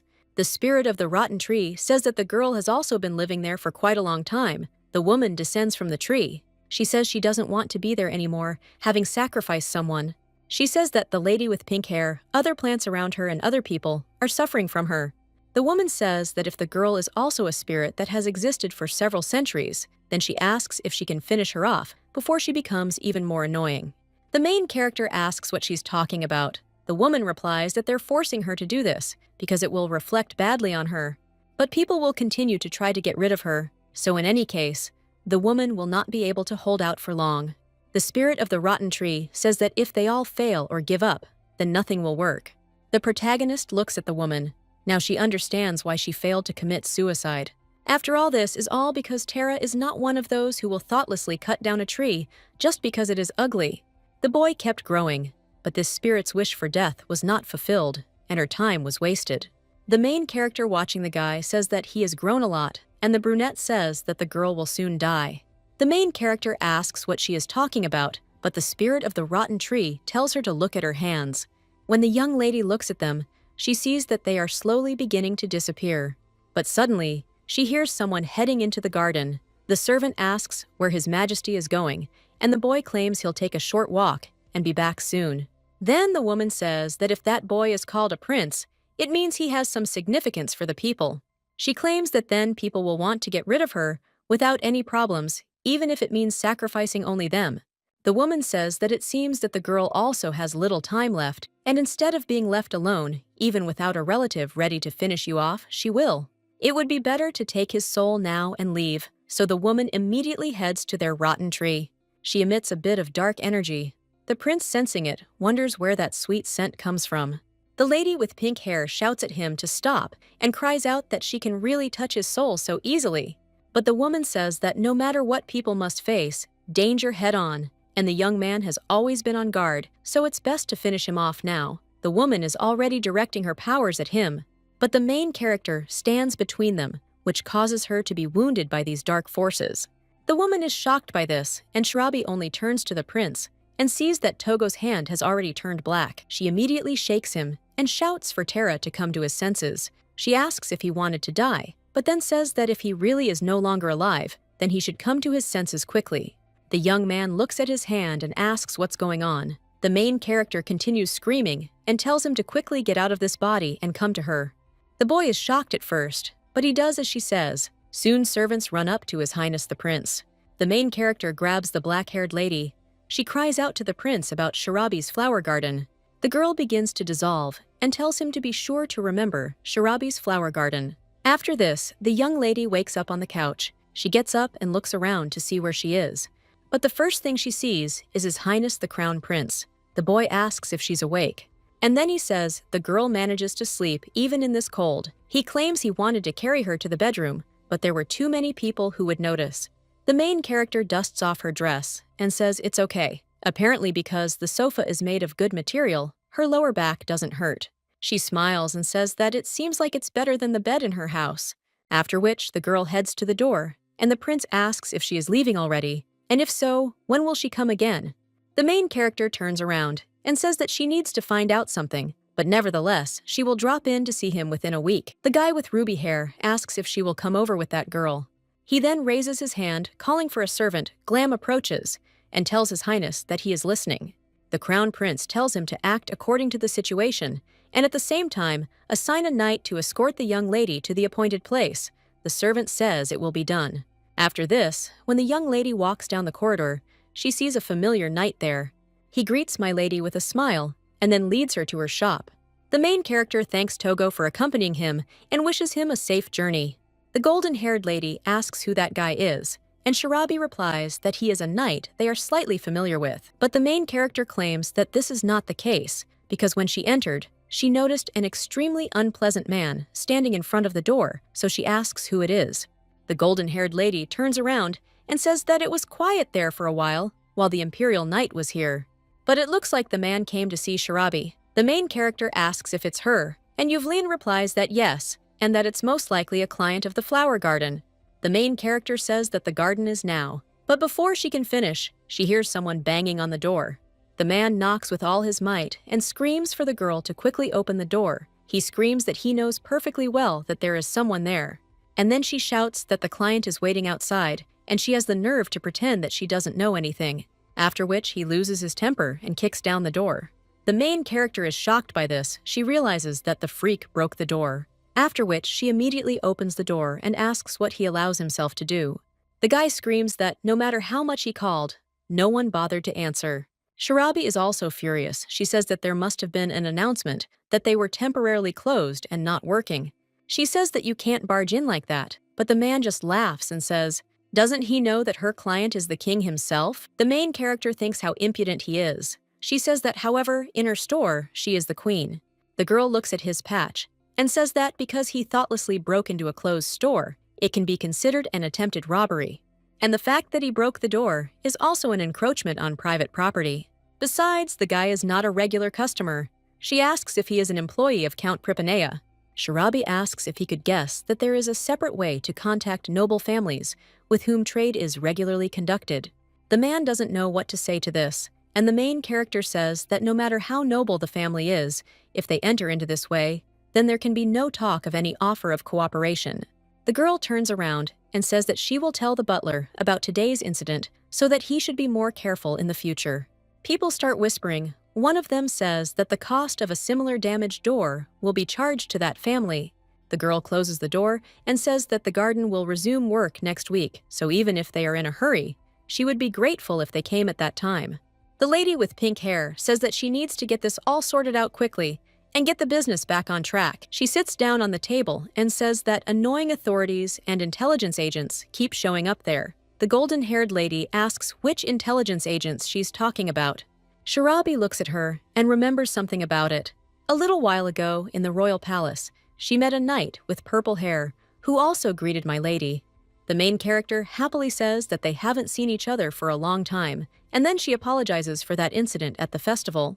The knight places his hand on her head and says that everything is fine because he was told that the young lady fainted. He offers to talk to the main character on the way because he must protect her, and he also just wants to ask her about something. On the way, the young lady asks what he wanted to ask her, and the guy thinks for a bit.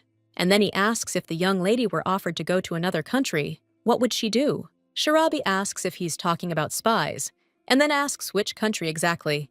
The guy says that this is the quality of his assumption, but for example, what about the Varabi's empire? The lady with pink hair notes that he is speaking too specifically. But the young man claims that he was merely setting an example, since my lady is very talented. Now the main character is sitting in her chair and saying that it was just one thing. She says she hasn't opened a store for a long time, so that man isn't the only one who's unhappy about it. The lady with the golden hair says the point is that this is not the last flower garden in the area. People who are planning to outsource the work have already found a suitable gardener. Those who will be waiting for the store to open are probably hoping that she will be able to somehow handle their errands. The main character opens the door and decides to end it as quickly as possible. When she enters the garden, she is immediately greeted by fairies. They ask Shirabi if something has happened. The main character simply turns to them and asks if they are suffering from a lack of love, but the fairies only ask what it is. The pink-haired lady wonders how to explain it. She asks the fairies if they know the rotten tree that is in the imperial palace. She says that she means the doha of that tree. After this, the main character explains the whole situation. The fairies say that she should have explained it step by step from the start, because how could they know when a girl suddenly mentions a lack of love? But the girl just screams that even if she explains it in dog language, they still won't understand. But the fairy only exchanges glances, wondering what dog-like means. The main character puts her hand to her forehead and decides to remain silent.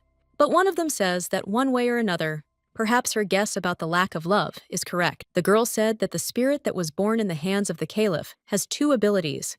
If that's the case, then he probably wanted more attention than others. If it is a spirit born in the hands of a person, then the stronger it is, the deeper its connection with the elemental.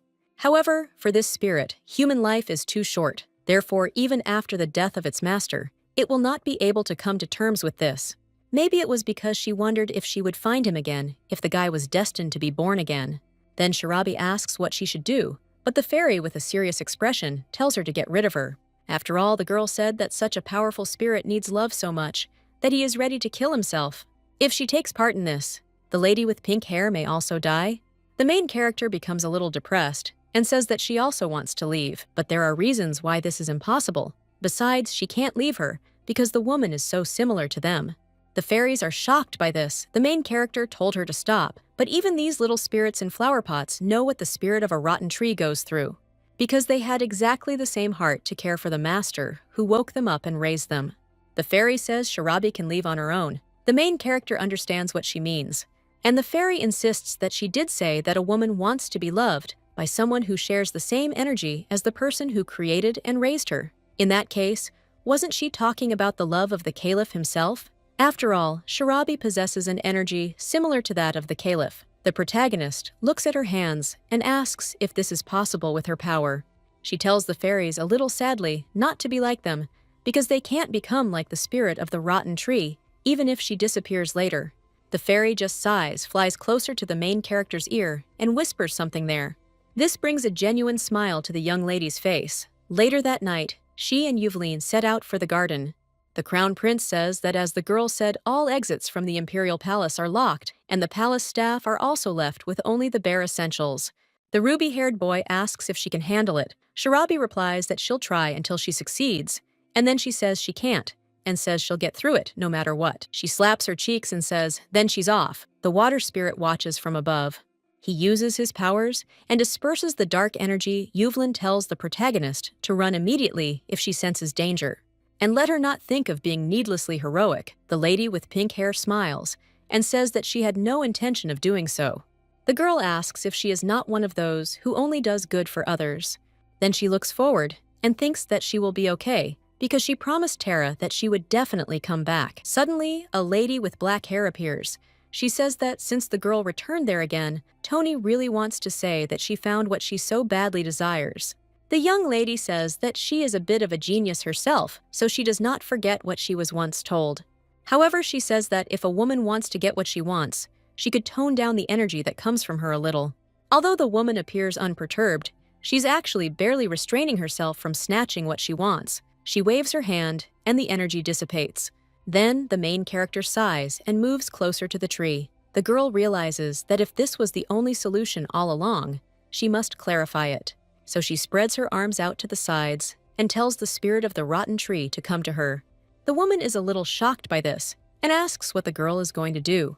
But the protagonist uses her powers and says that this is what the woman wants, although it's unclear what was the cause and what the effect part of this power came from him. Caliph's final moments are the energy of life. If the girl loved her master so much, she would be able to recognize him. A small cloud of energy flies up to a woman with black hair, and when she touches it, her hand gets rid of the black mark. The spirit of the rotten tree asks Caliph if this is it. Her legs immediately begin to move. And then the woman runs up and hugs the main character. She still has dark energy, which slightly harms the main character. The brunette cries and says she missed Caliph so much. The main character apologizes. She says that she is not the Caliph, because unfortunately the dead do not return. The protagonist says that even knowing this, the woman couldn't cope with her loneliness, the deserted palace, and the abandoned gardeners. No one has returned since. The woman is a tree planted for the eye's delight, and she must have wanted people to look at her when she was in full bloom. The girl tried her best to grow beautiful flowers that smelled delicious. She told everyone to come and see them and take a stroll, but no one came. No one heard her call. The green-haired lady begged for anyone to come. She soared into the sky. And when she did, she saw the maid. The tree spirit was shouting at her to come over, but the girl didn't hear it. Then the tree spirit used some wind, but the maid only asked what was going on with the weather and ran away. The green-haired lady understood that ordinary people could not hear her voice, but the Caliph was special. And now she was left completely alone. That's when despair settled in her. Now the woman is shedding her black tears, and the spirit of water is trying with all his might to drive away the dark energy. The main character hugs the woman and thinks there really is no limit to this. The girl thought it would be hard, but she doesn't understand how long it will last. The spirit of the rotten tree says just a little longer, and the main character wonders what she's talking about. But then he sees that the young lady's hair is starting to return to normal. After that, she says with a smile on her face that they should have met earlier. The main character says that if the girl is destined to be reborn, she hopes that the tree spirit will then grow in love. The young lady knows that beings like spirits are not meant to have another life, but she couldn't say anything else. Shirabi thinks that if you don't count her origin, then her life is too much. The young lady says that it is time for them to go now, as the woman with green hair has been there too long. The tree spirit thanks the main character with a sincere smile and then disappears forever. After this, Yuvlin approaches the young lady. She says that it turned out not to be that difficult and then asks if Shirabi is okay. But the girl just collapses to the floor. The golden-haired lady screams her name, but everything swims before the main character's eyes. Several years ago, when Shirabi was working in a mercenary unit with Yuvlin, the decision was made to become a gardener and open a flower shop, but another important event occurred during those days. The main character was trying to trim one of the branches of a bush. She was putting all her strength into it, but this only caused the scissors to break. The main character was shocked by this. She didn't understand what to do with it and whether it could be fixed. But after a little while, she had been standing in the middle of the square for more than an hour. The young lady wondered where she was. She thinks that last time she saw a forge on the right side of the road, but now there is no one at all in that place. The girl thinks that she has been walking along the streets for so long that she no longer remembers the way back. So the young lady found herself in a foreign land. She realized that only she could have gotten lost in the woods. But suddenly, someone puts a hand on the girl's shoulder, and this frightens the little girl. However, when she turns around, she sees a young man with brown hair there. He apologizes to the baby and says that she must have been scared. The guy asks if she is okay. He claims that he simply saw that the girl continued to stand in one place and asked if she was lost. He says that the little girl is also carrying around such huge scissors, so he asks if it's too heavy for her, and then offers his help. The main character says that it's not hard for her at all, and the guy just smiles. After this, the girl finally decides to ask him if he knows where the forge is. The guy then takes her to the building where the blacksmiths work. The girl looks around. And when they enter, an old blacksmith asks what brought Matthew there and whether he broke his ball again, but the young man says that's not the case at all. He puts the main character in front of him and claims that today, this girl was desperately wandering along the road, so he brought her from there because she has some business to do. A man approaches her and asks the little girl why the forge. The main character is a little embarrassed, and then she shows the blacksmith the broken scissors. Matthew watches her from behind, like their first meeting. A little while later, the main character only tells Matthew to bring her some water. The boy pours water into a glass and hands it to Shirabi. When the main character drinks it, she finally feels alive. The young man says that she is also having a hard time and asks if it would not be better to earn some money and pay off all the debts as quickly as possible rather than suffer in this situation. Shirabi says that it would be fine if this debt amounted to a few pennies, but the amount exceeds 6,000 gold, so the young lady does not understand how she can make all this come true. But the guy only says that if he were with her, he could do it because the once ruined garden sparkled with new colors in just 2 months thanks to her. The young man claims that his girlfriend will definitely be able to become a world-famous gardener.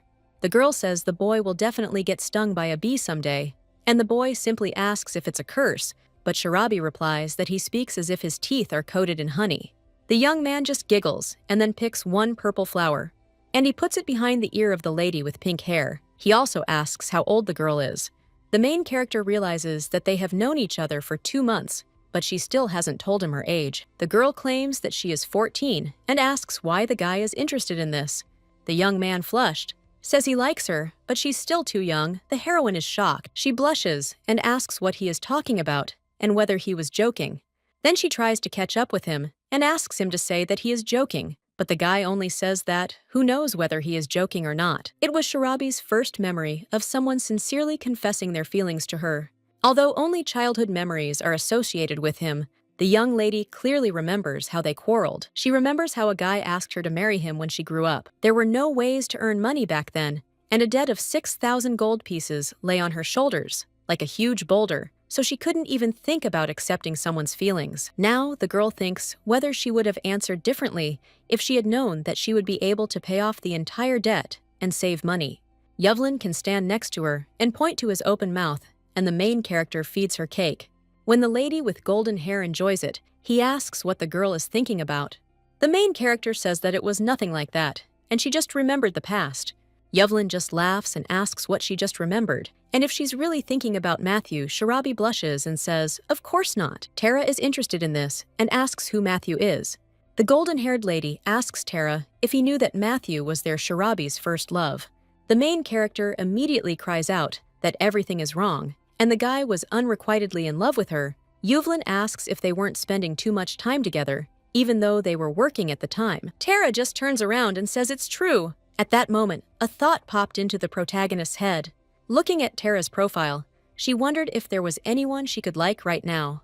But the girl immediately grabs her fork and stabs an entire piece of cake, then mercilessly eats it. Afterward, the girl claims that this relationship is a thing of the past. And even if Matthew confesses again, she has no intention of reciprocating his feelings. Yevlin merely smirks and asks if it's true. That same evening, the protagonist lies on the ground and looks at the stars. But suddenly, something blocks her view. It turns out to be Tara. The guy claims that the girl will catch a cold if she lies on the floor. But the main character says that she has quite a strong immune system. She was working too hard at the time, which is why everything turned out this way. Afterwards, the main character says that tomorrow, the guy will finally be able to return to his body. Tara says that this is indeed true. Then Sharabi tells him to visit her from time to time because he will no longer see the spirit with his own eyes, but the guy doesn't let the lady with pink hair finish speaking. He lies down next to her on the grass. And then he claims he came to see her. The young man says there's so much he wants to tell her, but he hasn't even really told her his story. The main character asks if he talks about how he lived as a prince. The young man says that perhaps her perception differs from reality, but she and her brother have been considered outcasts from an early age. The guy asks the girl if she remembers the burnt-out mansion they went to on the day of their first meeting. After all, that's where she and her brother spent their childhood. The main character is a bit shocked by this. And after that, Tara continued the story of his childhood. He told a story that he had not touched on before, about how he almost drank poison, and then about how I almost stabbed him with a mercenary dagger, and then how he lived day after day, receiving dozens of threats. Even when he was summoned to the palace, the growing fear of seeing his father on the imperial throne left him speechless. The guy was a pathetic person who always lived under someone's protection without a drop of courage. So he lived until that very moment when he touched that rotten tree. Then the young man had a dream. He did not really see Sharabi's face, but he immediately went out and went to Sharabi's flower garden. If the guy hadn't met her that day, then most likely the end would have overtaken him. Looking back, the young man realizes that he has experienced enough difficulties.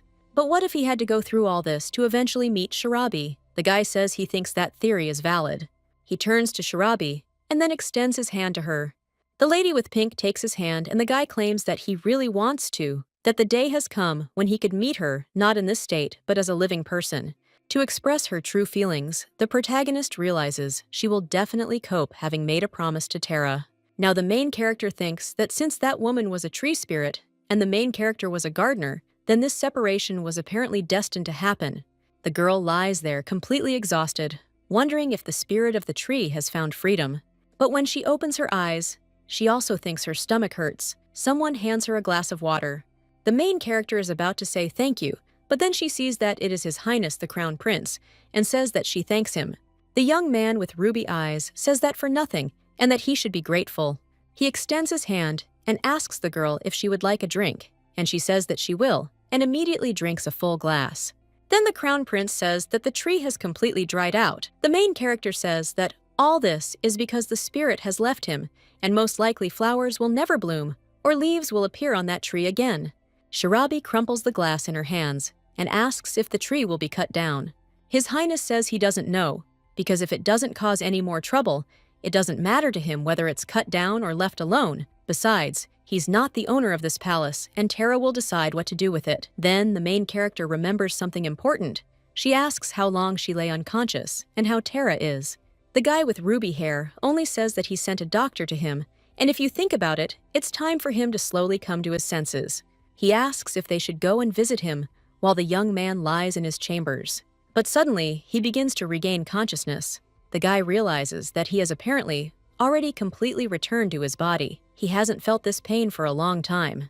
But when he looks forward, he sees that during the time he was lying there, his bangs have noticeably grown. And then he remembers that Sharabi had insistently ordered him not to go inside. That's why he was outside the imperial palace. But a little while later, he noticed a flash of green energy. He didn't return immediately after that. The young man tries to get out of bed and go to Shirabi. But then he collapses. At that moment, he hears someone heading down the corridor. It turns out to be the crown prince. The guy is holding Shirabi in his arms. After which, he sits her down on a chair and asks if the girl hasn't been using her abilities for 2 months, so he suggests that she sit down, since it is quite possible that she will get dizzy. Tara feels a little awkward and sits back down on the bed. The ruby-haired guy says that they are both very tired, so they shouldn't talk for too long. Then the crown prince turns around and says that he is leaving.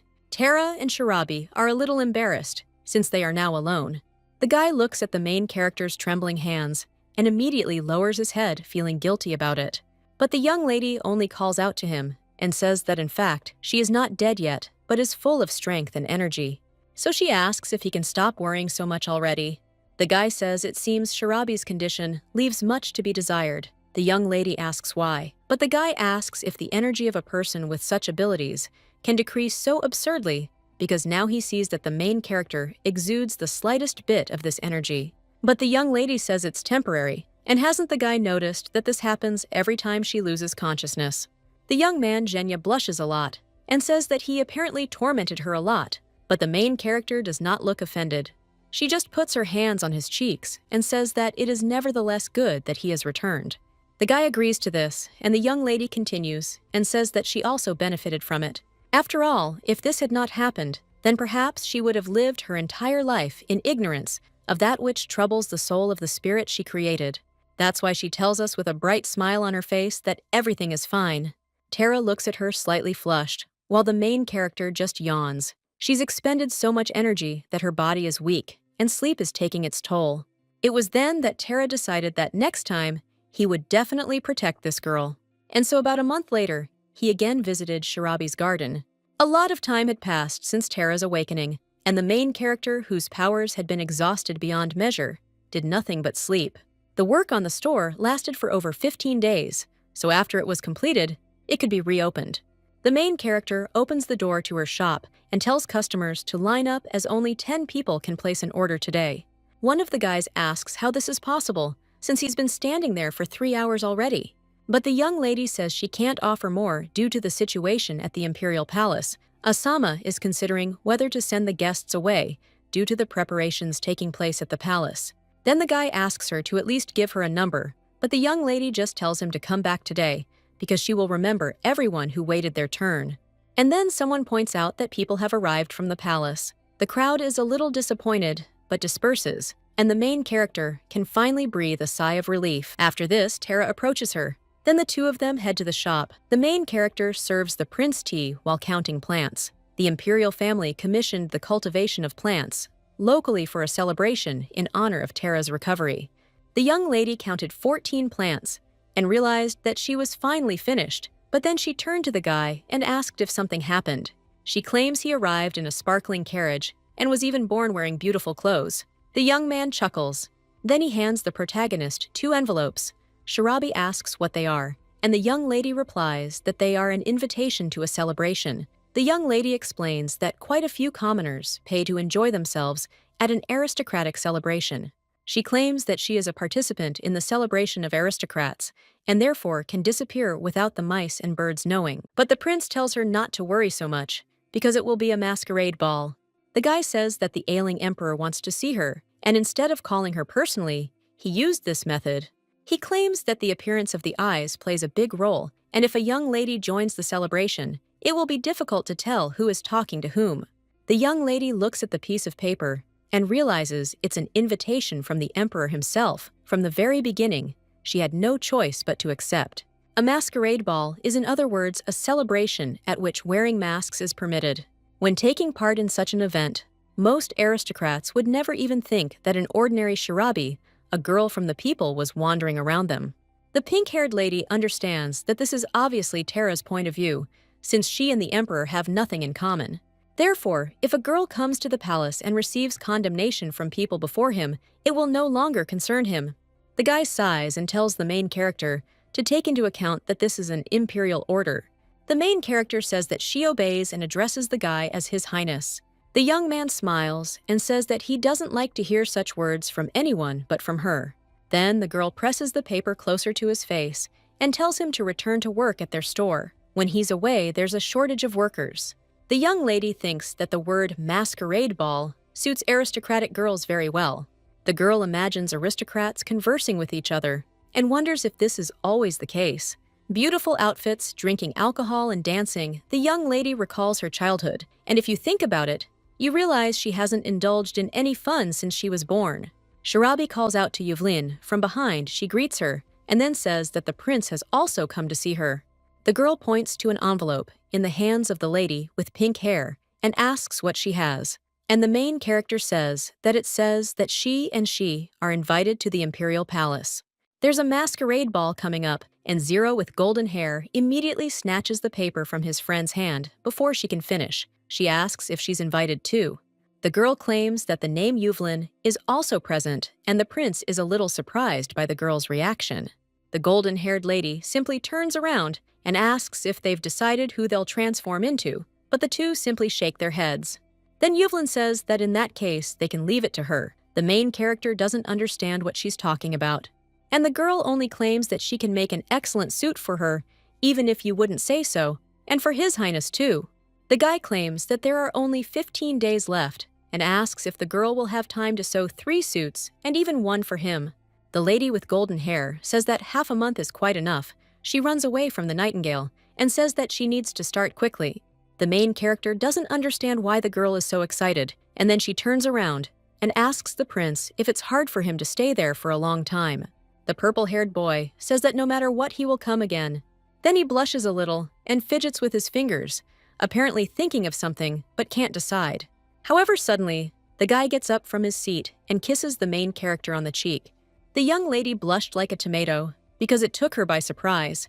The boy leaves the shop and waves to Sharabi. A little while later, that same day, the main character goes out into the garden to water the flowers.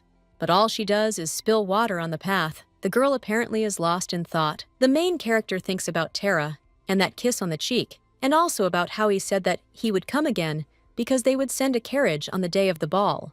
The young lady still stands there like a vegetable, the con man whispering behind her. One of them asks the other if she finds their mistress a bit pensive. Not long ago, she worked tirelessly, but now she just stands there in a daze. Another fairy says that the girl started acting pretty strange when the guy with lilac hair came back. They look at the main character and ask if she shouldn't bring him again, but the second fairy says that she heard that the guy is a principal, and if only they could do whatever their hearts desire. The lady with pink hair turns to the fairies, who respond and think about what the girl wants to ask them. But the main character, just a little blushing, asks whether she should go to the imperial palace as a worker. The fairies are horrified by this and ask if she is lying, because if everything were as before, could anyone say something like that? The fairies understand that if everything were as usual, Sharabi would never have had such thoughts, because she so fiercely refused to become the imperial gardener. After some thought, the protagonist lies face down on the table. She insists that as she thought this is not the case. The girl realizes that the absence of just one person makes her think about this. The young lady thinks how complicated everything is. She doesn't know what this feeling is, but everything seems so complicated. At that moment, a third fairy flies up to them. She asks what's the matter, and the other 2 fairies look at each other. Meanwhile, the prince is in his office talking with a servant. The servant says that in that case, he will raise the matter on the agenda. Then he bows and says that His Highness has done an excellent job. After the servant leaves, the young man rises from his chair and heads to the window, after which he goes out onto the balcony and looks at the withered tree. The guy doesn't realize that a whole month has already flown by. A lot has happened during this time, so he now understands why people are shouting about moving the prince's palace. Glam was especially persistent, so much so that he even managed to convince the emperor. However, when the guy looks at that garden, thoughts about that girl involuntarily creep into his head. Tara wonders if he would be selfish if he said he wanted to keep staying there. Suddenly, he sees a pink ray of light and thinks that even now, everything is exactly like that day when he was next to her. The fairy flies up to the guy and tries to reach him, but he thinks that it is a spirit that cannot be seen. But then he realizes he's seeing a spirit and is immediately surprised. The boy rubs his eyes and says he thinks something's wrong with his eyes and he's not using his abilities right now. The young man asks why he sees a fairy, but the little girl only gets angry, saying that what's visible is visible, and asks why he doesn't trust his own eyes. After that, she tugs at his suit and tells him to talk to her. Tara realizes it looks like a spirit from Sharabi's flower garden. Not only does she look like the owner, but she also has the exact same personality. The guy asks if something's wrong, but the little girl just gets angry and says, "I'm asking." Then she starts pulling Togo's hair and screaming why he doesn't appear in the garden, because now he doesn't look like he has any pain. The boy just puts his hand on his head, and then a realization dawns on him, and he asks if Sharabi sent the fairy all the way there. He also asks if the little girl got there alone. The fairy says that he is thinking correctly, because after he left, Sharabi's condition became terribly strange, so she came to find out. But the young man only asks what this strange state means, and the fairy answers that it means something. After all, the girl does work that she is not even asked to do, and despite the fact that she is having a hard time, she is receiving more and more guests. And when he opens his eyes in the morning, all he does until he goes to sleep is work. The prince is embarrassed and wonders if this is because he is no longer with her, after which he asks if the fairy came because the girl needs a lot of money. But then the little girl just starts hitting the prince on the head and screams that that's all his head can think about. Tara tries to object, but the fairy only asks what it means, and whether he thinks that, from now on, it is wrong to come to her more often. The guy says that maybe this is so, and the fairy asks if he will come even in the same state of mind as he was before. But the guy says that even if he goes there like this, it will be impossible for Sharabi to see him. Although she saw him when he fell under the hot hand of the spirit of the rotten tree, because then he was filled with the power of the spirit. But if he doesn't have spiritual abilities like he does, then it will be difficult to see such a ghostly appearance. The fairy understands that this guy's spiritual abilities are a little different, but since the spirits have been using and strengthening their abilities for many years, they can see him. But then the guy simply asks if everything will be okay, since the fairy has flown so far away. He says that Sharabi's power influences the garden spirits, and if she wanders around like this, she will remain a burden to Sharabi. But the fairy only asks what the guy thinks of the young lady, because the range of Sharabi's abilities is unrealistically huge. When such a small spirit as she flies such distances, it is comparable to ships at sea. Then the fairy remembers something, flies up to Tara, and says there's a way. The young man asks what way she's talking about. And the fairy continues and says that she means a way that will help him talk to Sharabi. Then other fairies fly out of the bushes, and the little girl with pink hair says that they will convey to him what Sharabi says, and to her his words. The young man asks what she is talking about, and the fairy claims that both he and Sharabi can see them, and if the lady with pink hair is not able to see him with her own eyes, then they must listen to what he wants to say and convey to her. The guy thinks that this method will really work if he just wants to praise her. But he remembers that evening and understands that he will not be able to say the most important words this way. But he thinks it doesn't matter, if at least he doesn't have to wait all the time. He thanks the fairy and says that although it will be difficult now, because he needs to finish some things, he will come on time, so let them wait for him. The fairies smile, and then flying away, say that they understand, but then tell him not to be too late, and on top of everything else, he must definitely come before Sharabi goes crazy. But when they fly away, the young man only says that he doesn't think she could go crazy because of him. Then the young man turns around and returns from the balcony to his office.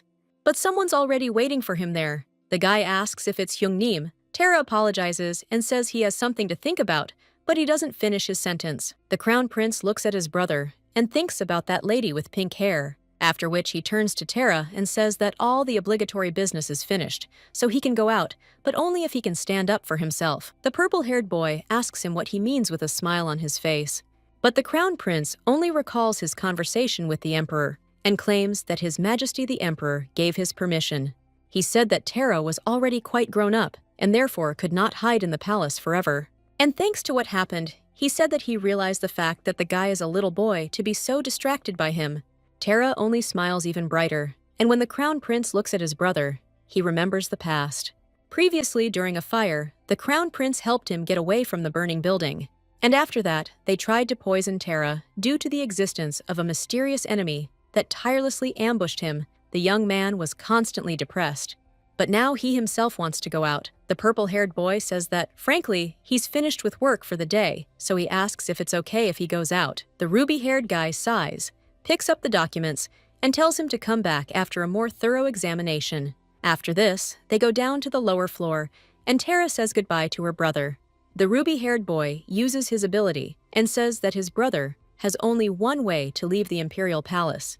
Tara, with a smile on her face, says she knows, and a few days later, it's time for the ball.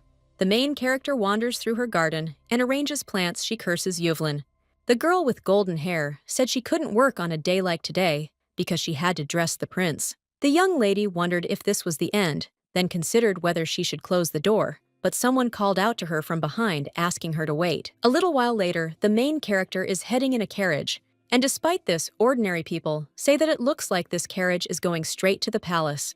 The only one who can't calm down is the young lady sitting inside. The girl realizes she's chosen something that evokes stronger emotions, and at the same time is less remarkable. Yuvlin, holding a wig and dress in her hands, claimed that she was completely suitable for the image of the main character of a sweet fairy tale, and that the wig would also help hide her pink hair, which was too noticeable.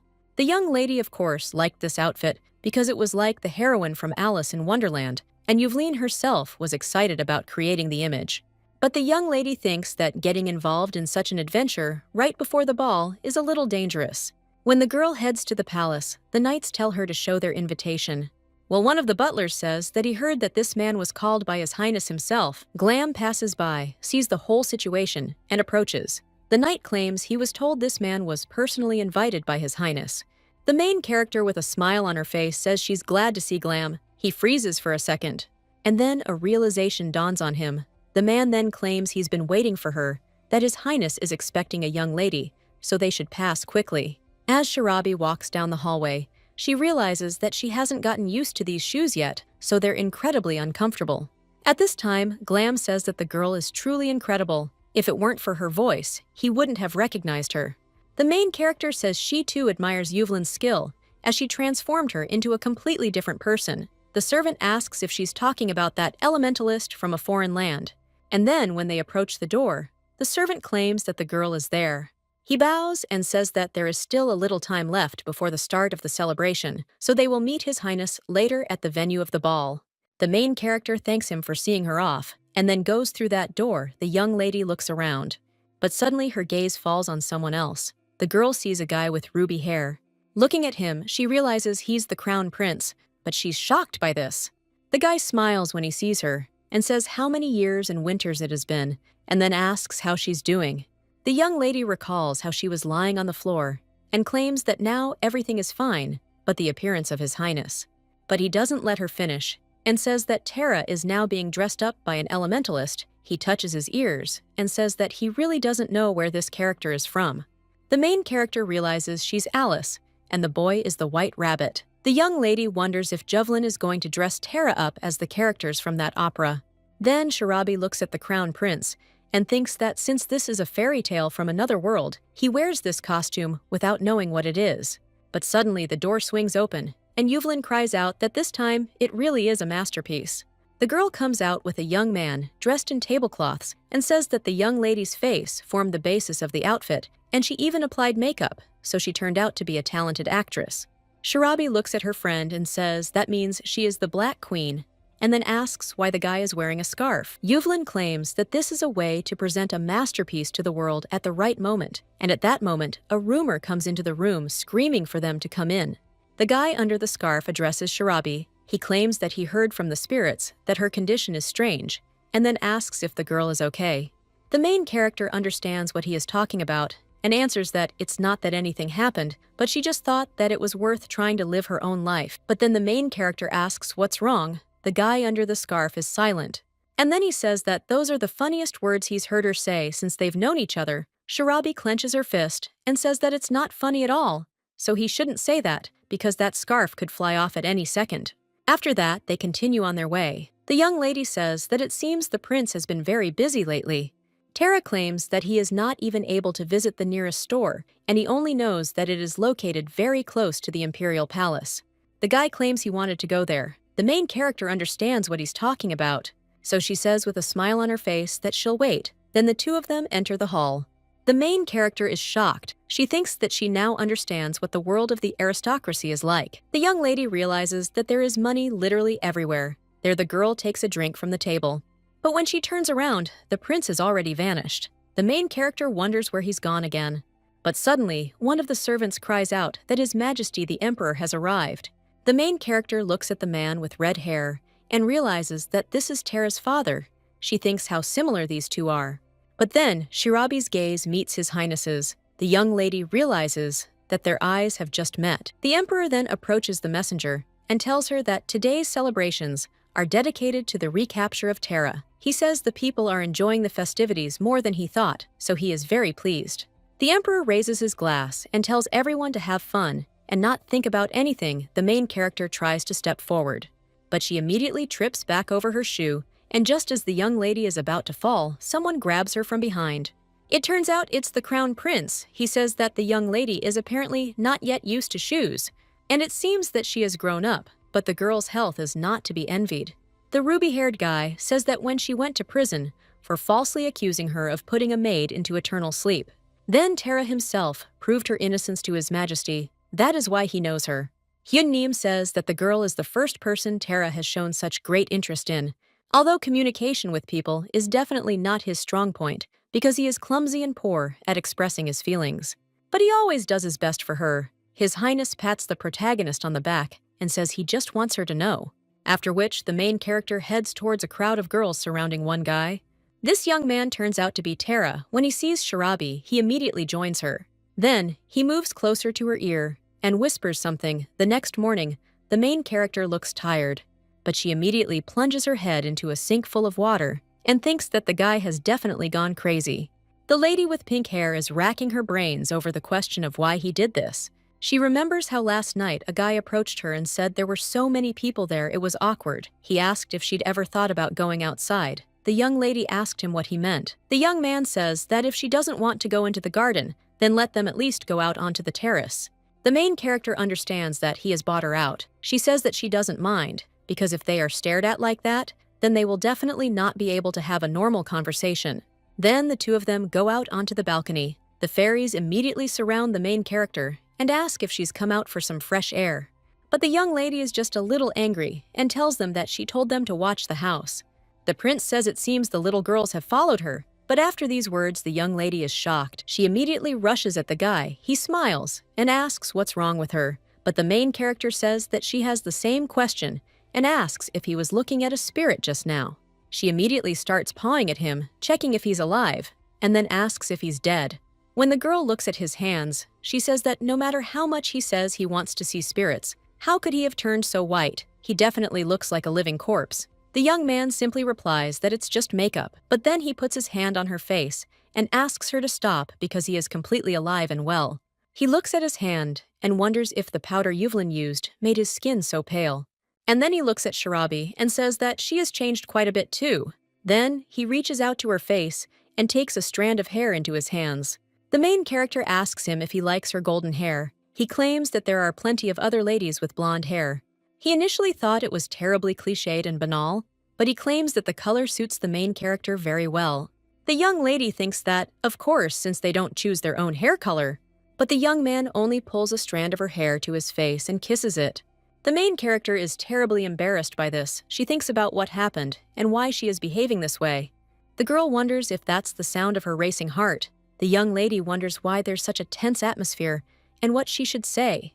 The guy just looks at her questioningly. The main character says that her throat is dry and she might need a drink, after which he downs a whole glass of wine in one gulp. Terra says he doesn't know exactly why he started seeing spirits, but he thinks that this is because he was outside of his body for a long time, and the more you use your abilities, the more they develop. The young man claims that he has been allowed to leave the palace. The celebration will soon be over, and things will more or less return to normal, and perhaps he will be able to return to the shop. Shirabi asks if he really wants to go to work, but the guy replies that he doesn't. And then the young gentleman comes up to her and says that he just wants to see her. Shirabi remembers that Terra said that he wanted the day to come when he could meet her and confess his feelings while he was truly alive. The young lady looks at the prince and understands that today is the day when that very moment must come. So she immediately snatches the glass of wine from the guy's hand and drinks it in one gulp. The young man turns to Shirabi and says it's alcohol. The main character, blushing, says she knows and asks if it's important now. Then she places the empty glass on the balcony railing. Then the girl approaches Terra and asks Togo if he likes her. The guy, completely red, looks away, then looks back. He says that's how it is. but the main character simply asks if he's saying all this because the alcohol has gotten to his head. The young man says that of course he drank, but only to gain courage, and now he is of sound mind. The main character is just thinking about it. She's heard something like this before. Shirabi wonders how that guy must have felt back then. The young lady recalls all the events that happened to her. At first, it was her death and rebirth in another world as Shirabi.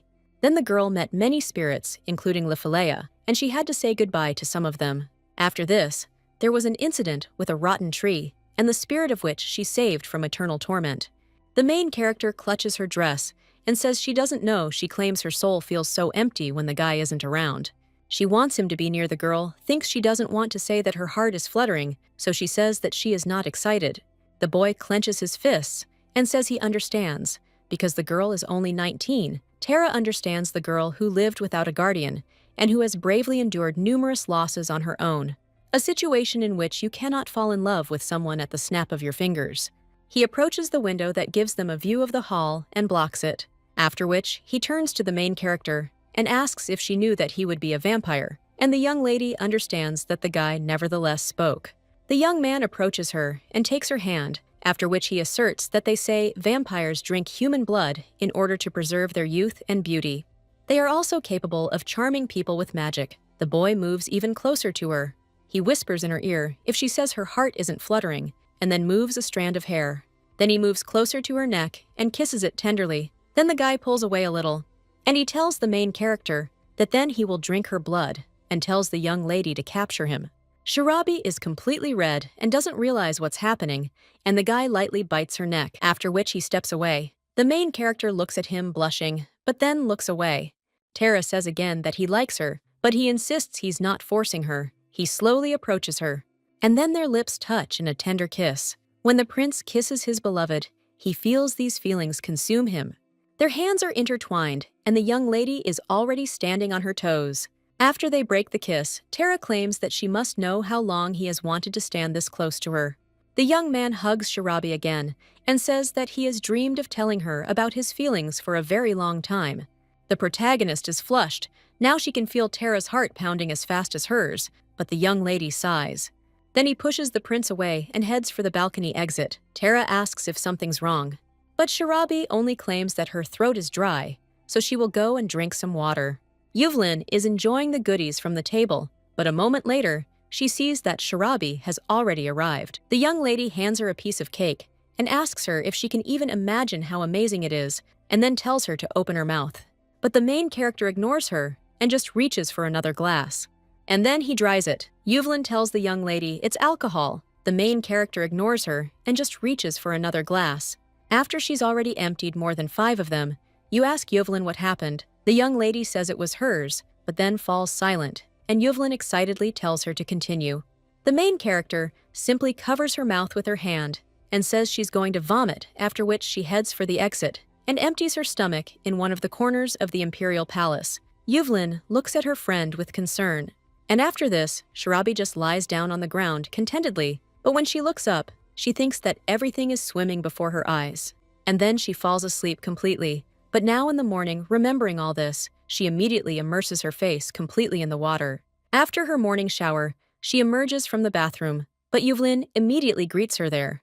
She asks why Shirabi is taking so long, because she already thought that the girl had managed to choke while washing herself, but the young lady only looks away. Then the golden-haired lady comes up to her and asks if something happened between her and Tara. The main character simply asks whether she has to answer what exactly, and plops down face down on the table. The girl says that on the one hand, there was something between them, but on the other hand, there seemed to be nothing special. After the main character passed out in the garden, Yuvlin tried to drag her to the restroom, but the prince stopped them and asked if they were leaving. Yet Yuvlin Fat said that, as he could see, this girl had had quite a few drinks, and he would put her to bed someday, and as soon as she sobered up, the girl would take her to her place. The main character screams that it's all because of work, and she's busy because, but the girl doesn't finish her sentence. The prince says that he will prepare a room for rest, and if the young lady is busy, then nothing can be done. And instead, he will soon come to the store, so she must wait. But the main character only screams out something, but then covers her mouth with her hand. Tara inhales and asks if she would like to see the only worker in her garden, Shirabi.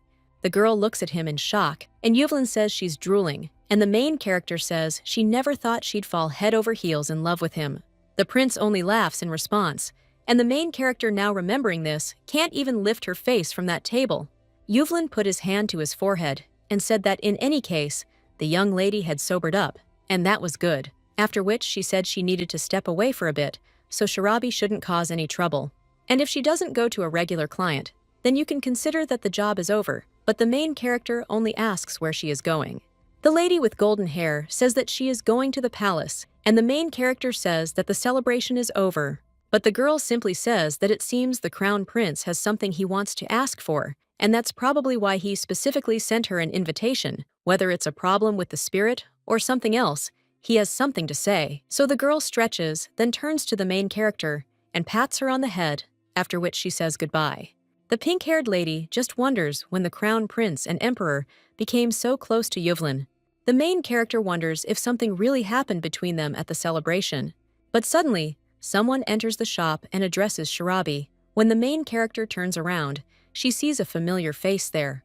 It turns out to be that same night. He says that he is glad to see the lady and asks if he can come in, and also if there is no one else there. The main character looks at him and realizes that she's completely alone. There was someone else who motivated her to work, but she'd already forgotten all about him. The girl realizes the guy arrived the day before the celebration. That day, after finishing her makeup and closing the doors to Sharabi's garden, she heard a voice calling her in a hurry. But the young lady completely forgot about it. Then a guy approached her and claimed he needed to meet the owner of the garden. He asked if the workday was over, and the main character simply asked what he was talking about. Then the knight, looking at her again, realized that it was Sharabi. He said that he could not believe that it was the lady, and then asked why she looked like that. The young lady asked how and why, and showed an invitation to a masquerade ball. The girl asks if the knight knew about this, but he simply claims that, frankly, he was removed from his post, and therefore unaware of palace events. The protagonist doesn't think much of it at first, but then a realization dawns on her, and she cries out in shock as he is pushed away. Young people understand that palace knights are people who receive the country's salary, that is, civil servants, like an iron rice bowl. The young lady wonders if it was possible to refuse the status of an imperial knight, and the purple-haired boy says that there is one more thing he must say, and this is that at the moment he is wanted, so he asks if the lady could hide him in her shop for a while. This shocks Sharabi even more. She screams out why he is wanted, and then jumps away from him. The girl picks up a shovel and asks if he finished off the man. Rosa immediately waves her hands and says he's incapable of such cruelty. The young lady looks at the sword in its sheath, but the boy says that they are not looking for him because he has harmed anyone. He sighs and says that if the girl is so interested, then he will tell her, and besides, he has something to tell her. The young lady does not understand what he is talking about and wonders what the former knight of the imperial palace and now wanted criminal could tell her. So the young lady says that she is busy right now, and the guy with purple hair says that then maybe he will come in and wait inside. But the young lady only asks whether it is possible to let visitors into an empty store. Then the young man almost cries and grabs the young lady's leg. He asks if he can at least wait outside, since he will simply be hiding from there in the garden. Sharabi is ready to refuse him, but when she looks at those puppy eyes that are about to cry, who can utter a word? And after that, she remembers everything that the guy did for her and says that he should do as he wants. Then the purple-haired knight is very happy and the main character leaves. But after that, a fairy flies up to her and whispers in her ear who this is and whether this guy is her friend, a visitor, or a thief. Another fairy claims he scares her, and maybe she should kick him out. The main character, however, insists he's neither her friend nor a robber. Sharabi says that she also doesn't quite understand what kind of relationship they have. That's why she tells the fairies to just watch him, so he doesn't do anything wrong. Now, the main character realizes he wanted to tell her something. She realizes she's certainly heard what happened, but it's better to tell him everything straight away. Therefore, the main character uses her powers, and when the guy approaches one of the plants, who asks what kind of tree it is, because he doesn't remember seeing it before. But before the young man can finish speaking, he sees a fairy inside one of the flowers. He turns to the young lady and wants to say something, but when he sees her, he has no other words except admiration. The main character crosses her arms over her chest and says that the guy is still there, as she sees a wanted criminal. She sits down at the table and hands the knight a glass of water. Then she says she hopes the guy won't spout all that nonsense. The purple-haired boy says that this is too much because she hasn't even heard the topic of conversation yet, and she's already reacting like that.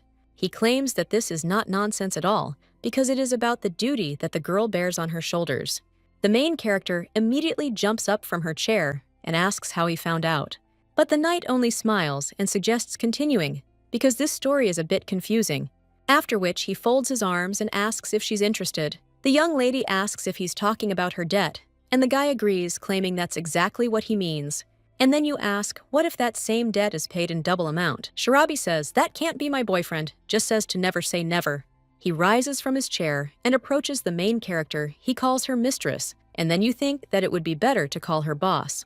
The guy asks her if she even knows how her parents are doing now. The young lady thinks he's talking about her parents, but of course she doesn't know because it's obvious.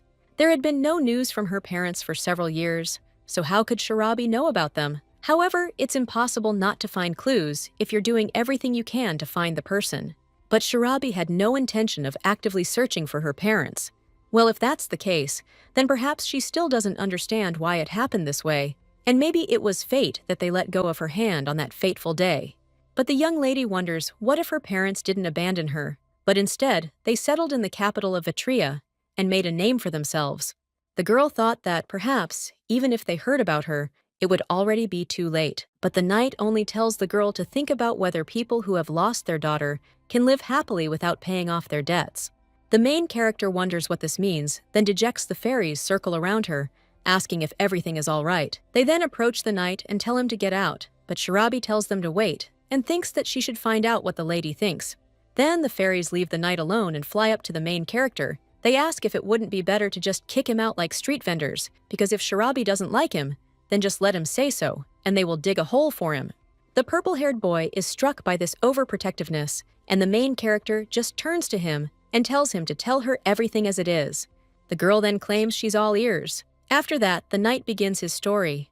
He says he was a spy and knight for the Virspi Empire. He was sent to steal secrets from the Ventrian Empire, as the three empires of Virspi Ventria and Zelman are at odds with each other.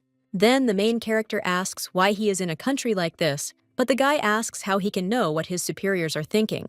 But after this, the young lady only says that he said that he would reveal the truth, and asks if he thinks that he revealed it. The guy leans his hand and says that what he said is the main comment, and in fact, he certainly knows the reason the main character is only angry at his actions. Then the young man with purple hair just waves his hands and asks him to calm down. And then he says that if she acts so rashly with him, she might accidentally start a war. The young lady only calmly asks if he can win if a war starts, and the guy immediately says no. And he adds that he himself will surrender, but it is not about him and her, but about Virspi and Ventria. The main character is a little shocked by this, and she comes to the realization of what is happening. She says the guy is funny, and asks what kind of Prince Virspi he is. The guy sighs and says that's not the point, but their country is a country of knights, so they value each of them very much. The young lady simply asks if this is a joke, and the young man sighs and understands that she does not trust him. But he says that in any case, Sharabi borrowed the money and now honestly admitted it, and thus it seems his boss will trust him at least a little. The guy says that as she already knows his name is Kael Ben Pateria. As the young lady already knows, Kael Ben Pateria is a knight of the Virspi Empire. The boy adds that he is 22 years old and is the deputy head of the delegation of the Fourth Order of Knights of the Virspi Empire.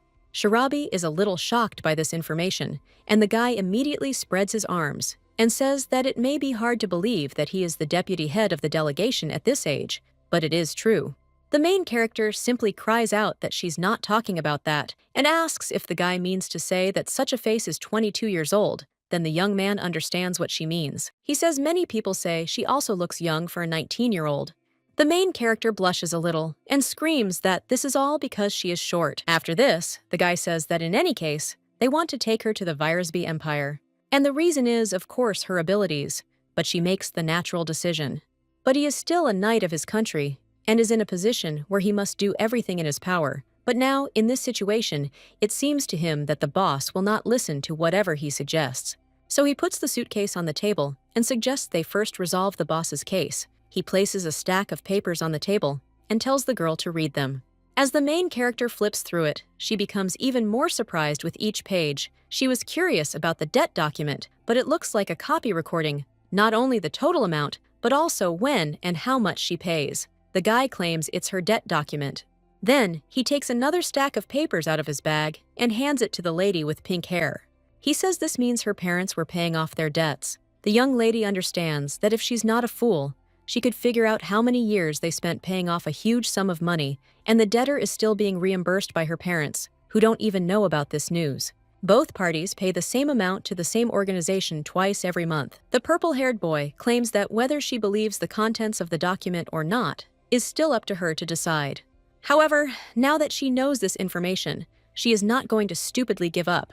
The young lady simply says that it's bad. The guy agrees and says that of course it is, because it costs twice as much money. But the young lady only says that she is not talking about this. The young man is surprised by this and does not understand what she is talking about. But the main character only says that she feels bad because he secretly checked her past and feels bad because his eyes look at her like a test, and then says that she feels bad because he suddenly came and talked about her parents. The young lady says it really irritates her. The guy is a little puzzled by this, and he turns to the young lady and says that it seems she's too young and doesn't know much. The main character simply slaps the table and tells him to look at himself because he's still wet behind the ears. The girl asks if he can stop acting like an adult when he's only 22, or if he thinks being older means he's seen a lot. The girl says that no matter how much she wants to, she cannot be 100% sure of his words. She says that she will believe him only when he brings her the appropriate evidence. Kale just waves his hands and says that if she so wishes, then she can check for herself whether it is true or not. Then the young lady grabs the documents and says that she will do as she pleases. And then she tells him not to talk to her, as if she should honor him now. The purple-haired boy understands that this is much more difficult than he thought, but still he has nowhere to go. So he asks how about a mutually beneficial deal, and since he has provided her with very important information, maybe she will do something for him as a token of gratitude. But the main character just looks at the papers and asks what to do with it, and if that's all, and then says that she thinks she has nothing more to discuss with them. Well, when she looks at the knight, she sees that he is dejected and does not understand what happened. Then she asks us if he is in pain somewhere. Well, the guy just says that he was just so nervous while running back and forth, and his stomach started to ache a little. Afterwards, the young lady is in the garden, touching one of the trees and using her power. She says they can try to make something for him from whatever's already ripe. And with her powers, she grows red berries. The boy had noticed this before, but she truly has unusual abilities. The young lady only turns to him. She hands the boy a couple of berries and tells him not to spit them out, but to eat them well since they're worth gold in her shop. The boy says that just recently, she was ready to kick him out, asking why Sharabi is helping him. But the girl only says that he himself asked how about a mutually beneficial deal, so everything is fair, and in exchange for the information that he gave her, she gives him her medicine. The boy says that this is not like her at all, and claims that she is too delicate, after which he swallows the berries that the young lady gave him. Then he looks at his hand and asks if all this turns out to be true, what will she do? The young lady only thinks for a moment, then folds her hands and angrily says that they will need to be properly taught a lesson. The guy sighs and says that with abilities like hers, she definitely won't need his help, but the young lady only asks what he's muttering under his breath again. She says that he gave her the information, and she should figure it out on her own, or did he think that since he was such an adult, he could just come and tell everything and run away, flashing his heels? But the guy only claims that she just asked him to stop acting like an adult. The guy sighs and says, okay, and in that case, in exchange for his help, he demands a place to stay for the night. But the young lady says that it is not so simple. If he wants to stay there, then he will have to become a worker in her shop. But the flower waterer's position is already taken. The knight then asks if she'll hire him as a mercenary for a while. But the main character claims that there already is one, and that her abilities are even more powerful than his. Then the knight asks how he will start hiring him as a laborer. Yeah, the main character says that, essentially the duties are the same, and then says that now she thought that he was kind of wanted. The guy is hurt by these words and says that before this, he was an imperial knight and always wore a helmet, and they drew it incomprehensibly because it doesn't look like him at all, so the girl shouldn't worry about this at all. Then the young lady agrees and says he'll handle the household chores. The young man agrees, but tells the main character not to even hope for a salary. The fairies whisper among themselves. One says that she understands that the girl is their creator, but she is a completely lousy leader. And the other says that, not to mention the fact that she does not pay Tara for his work. The main character simply turns to the fairies and speaks furiously, "Stop whispering," and the Ophelia immediately fly away. What the ranger says, no matter how much he looks at them, he still doesn't believe it. He claims to know that spirits are born in nature, but to think that they so unquestioningly carry out human orders. The young lady realizes that the most famous shaman in this world is, of course, Yuvlin. She can calmly command spirits as if they were her subjects, and the girl is such a unique person that the spirits obey her commands without even a second thought. However, in Sharabi's case, it's completely different. She's incapable of giving orders or coercing them in any way. And on the contrary, she is like a true friend to them because the young lady is a real gardener. The girl gradually collects the documents and says that no matter what happens in the world, nothing will surprise her anymore. The young lady heads for the door and turns to her handyman. She says she needs to go check on the documents, so she'll be gone for a while, and he should keep an eye on the shop in the meantime. The guy in shock asks if he will look after the store, but the main character threatens to tell him that if he even tries to accept a client in her absence, he will be in trouble, and then leaves. The guy left alone thinks how strange Sharabi is, because just recently she was ready to almost pounce on him, and now she left him alone to watch the store. But suddenly the guy hears someone screaming, someone calling Sharabi and asking where she is.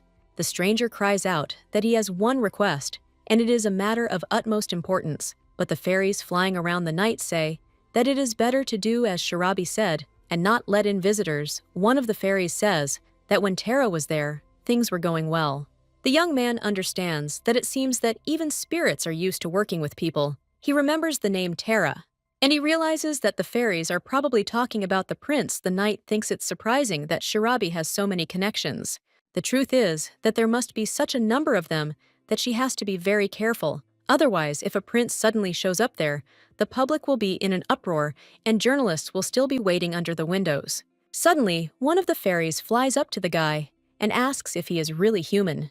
But the young man simply asks what she's talking about. One of the fairies says that while he might be able to fool Sharabi, he certainly won't be able to fool them. Then one of them says that his smell is not at all like a human one. So the fairy asks if he really is a catman. Keel is shocked by what he hears, and the fairies just look at each other and say that this is 100% true, and if the young lady finds out, her eyes will probably bulge with anger. One of them says that maybe it would be better to just run away while there is still time, and the other asks why the guy even stopped there. The knight merely places his hand on the port and says that he has his reasons for doing so. But the fairy only asks him if it seems to him that this is not a completely ordinary case, and says that it is so unusual that cat people extremely dislike people, but are forced to live with them. The guy folds his arms and says that he needs to find something. He says that nothing will happen if it stays between them. And then he asks if they can keep this a secret from Sharabi. After all, judging by how she treats them, the girl doesn't seem like a mean person, but you never know what to expect from people. The fairies exchange glances and then say they won't tell her, or at least they'll try, but Tara will probably figure it out, and Sharabi will notice sooner or later, too. Then the fairy turns to the knight and asks if he will just tell everything as it is, and then asks what he is looking for. The young man thinks that he tried in every way to find her, but he never asked the spirits about it, but they probably know about it. In addition, these are plant spirits, and they may well have useful information for him, but they communicate too closely with people, and should he tell them about this? The guy looks at the fairies and thinks that if he continues to be constantly afraid of everything, then maybe he won't be able to achieve his goal at all, because one way or another, their energy has not become clouded in the slightest. So the boy raises his head and claims he's looking for a healing herb. The fairies ask him what he's talking about. The young man says that a terrible epidemic has begun in his home village, and no one can cope with it. According to the elders, the only thing that can save the villagers is the herb Pemi Haris. However, the problem is that it is odorless and tasteless. The guy understands that he could look for her somewhere in the forests or among the fields, but even the charm that cat people possess did not help in this matter. He and several of his companions decided to move there, taking on human form. Once they found themselves among people, the first thing they did was go to the market, buying up all the possible herbs that could be of any use. The pink-haired fairy thinks and asks her friend if she thinks they've heard this somewhere before, because she definitely remembers someone talking about it.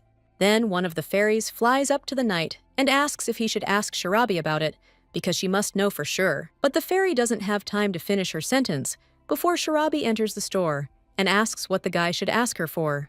The young man is a little surprised and asks how she ended up there, but the main character only says that she didn't really hear anything since she just returned. And then he asks what he wanted to ask for, but he only tries with all his might to show the fairies that they should not say a word about it, after which he smiles and says that it's nothing special, and the young lady shouldn't worry about it because he can handle it without her help. The young man then asks how she went, how everything went, and whether she was able to verify the information.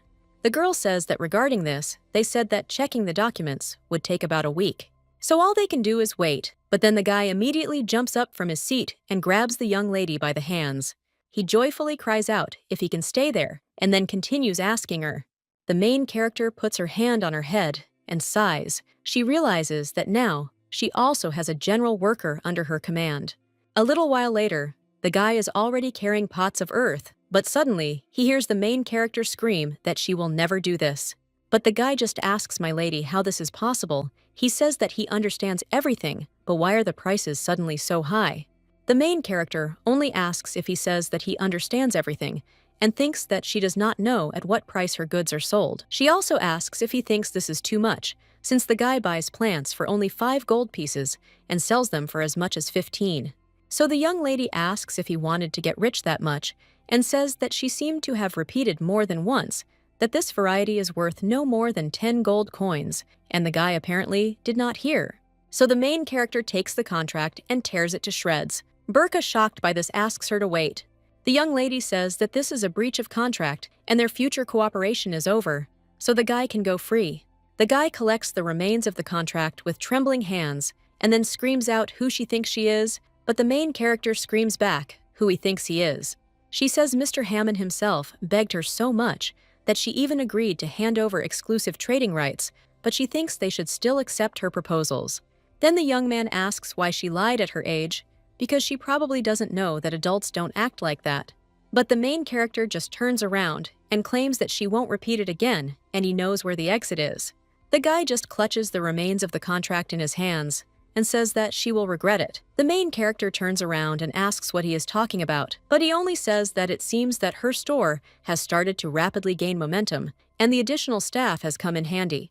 But isn't the young lady afraid that she might face consequences because making enemies among high-ranking people is a hopeless business, so the little one should listen carefully. But Sharabi just gets angry and wonders if he's trying to threaten her. That usually happens in stores, but hers isn't like the others. Therefore, the main character tells him to forgive him. But Mr. Hammond is not the only one who is interested in buying exclusive goods, and there is a whole sea of wanting ones. But in any case, you can just stop selling them. After which, the young lady says that she doesn't think that this change will have any impact on the store's business. The guy looks at her with an angry look and says that there is nothing wrong with the store, but what will happen if something happens to the owner, and how will the store exist without him? Especially if we are talking about a small shop that can afford only 2 employees. The main character asks what he said, but the guy just turns around and leaves. The knight asks Sharabi if everything is okay, and young Oleg Yuryevich turns around and says that this will take a long time. Then she sits down at the table, and Kiel serves her a cup of tea. The guy realizes she seems out of sorts, and maybe it's because of the documents. There are about 2 days left until their authenticity is established, so the guy asks what the girl will do. But the lady with pink hair only asks what he is talking about. The knight adds that if the information he gave her turns out to be true, then what will the girl do? After this, the main character chokes on her tea. She says that she gave him medicine and asks if he's sick again. He simply sits down on a chair and asserts that if the young lady so desires, it wouldn't be difficult for him to finish them off, and that the young lady only needs to hint. After that, silence falls between them. The young lady only asks if he's completely crazy, acting like a real villain. The girl asks how he even came up with such an idea, and maybe they are looking for him not because he is a spy, but because he killed someone. But the purple-haired boy can't help but laugh at this, and he says that wouldn't it be easier to just go and finish them off. Sharabi only says what a psycho he is, but then claims that first impressions can be deceiving. But the guy just continues and asks if there is anything bad about it and why he can't kill the person who tried to harm her. But the young lady just jumps up and screams for him to stop talking about it, because despite the fact that he is a man and a cat, Everything is different for people. The guy is shocked by her words, and the young lady continues saying that you can't just say you're going to kill someone, but the young man simply asks how she knew the main character doesn't understand what he's talking about. But the guy only asks again how she knew he wasn't human, and the main character covers her mouth and says that it just came out on its own. The purple-haired boy says that it turns out she knew about it and hid it, after which he reaches for his sword and asks whether the young lady will also try to sell it like the others did, or even worse, try to take revenge on him for those ill-fated documents. But the lady with pink hair only asks if this is a dream, or if the guy is just paranoid. Kale just asks in surprise what she's talking about, and the main character asks if he thinks he's the only hybrid who came to her store. Of course, you don't often meet cat people in the area, but he is clearly not the first and not the last who has been there. Vitka young lady and elves have come too, and even the mermaid fairies who live only in the water, and besides, she had already met one of the cat people. The guy immediately jumps up from his chair and asks what she's talking about, but the main character just calmly asks if he said pimicheris, since that's the name of the herb. The young man only says that she heard everything from the very beginning, but the main character tells him not to frown so much, because she didn't say that she wouldn't have heard it clearly, and who talks so loudly anyway. But in any case, they have been looking for her for quite a long time, because the young man who came to her last time was also looking for her, and she gave her away.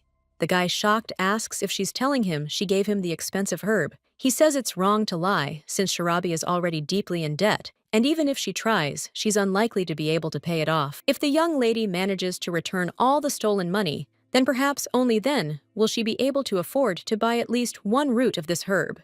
However, being completely in debt, she dares to claim that she gave something so dear to one of their people, and yet she must understand that no one among them has human money. But the young lady just leans back in her chair and sighs.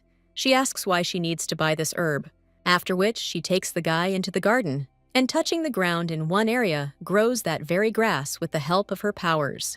The young lady asks again why she should buy it if she can just grow it herself. The guy is a little shocked. He realizes that if you think about it when it comes to plants, the girl has no equal. So he just wonders why he didn't notice it before the main character turns to him and asks if he really thought she lacked the ability to do it just because it was so difficult to obtain. Sharabi says that the cat's people have often accepted her in the past, so it should work this time too. But the young man says that he still doesn't understand why she's helping them, because she herself knows perfectly well how expensive this poison is. And if she had sold just 3 or 4 stubs, she could have paid off all her debts. But the main character just gets up and asks if the guy thinks she's tired of living. She asks if the guy has ever thought about what will happen if people suddenly find out that her store has 3 or 4 roots of a medicinal herb, and not an easy herb at that, the kind that is difficult to find even within the walls of the imperial palace. The young lady asks if he thought that some madmen might try to rob her, and the reason she's helping anyway. The girl smiles a little creepily, and then he says that this may sound a little exaggerated, but she too tried to satisfy her whims. Then one of the fairies remembered that the main character, in exchange for that herb, demanded that she touch the guy's ears and tail until she got tired of it. And that cat stayed there for another week. Then the purple-haired knight understood everything he said, only one word: "I need to check in." Sharabi turned to him and asked what he meant. The guy asks if he can go and check on them. The main character doesn't ask if he wants to check on the villagers. The young man says yes, and promises he'll definitely return. The pink-haired lady says she doesn't care, and he can come if he wants, and he can leave if he wants. When the guy leaves, he says he'll be back tonight, and then vanishes. The young lady is already thinking that he probably doesn't particularly care that he's still wanted, since he's running around so calmly. She turns around and says she'll somehow get him out, but she hears someone's voice behind her. Without introducing herself, she asks who she'll be kicking out. When the young lady turns around, she sees Tara there, and the guy says that they haven't seen each other for a long time. The fairies, seeing this, just fly away and say that they will have a good time. The main character, all blushing, asks what time it is. She screams for the fairies to come back quickly, but they don't even intend to do so. The prince only asks if he can come in, after which they head inside the shop.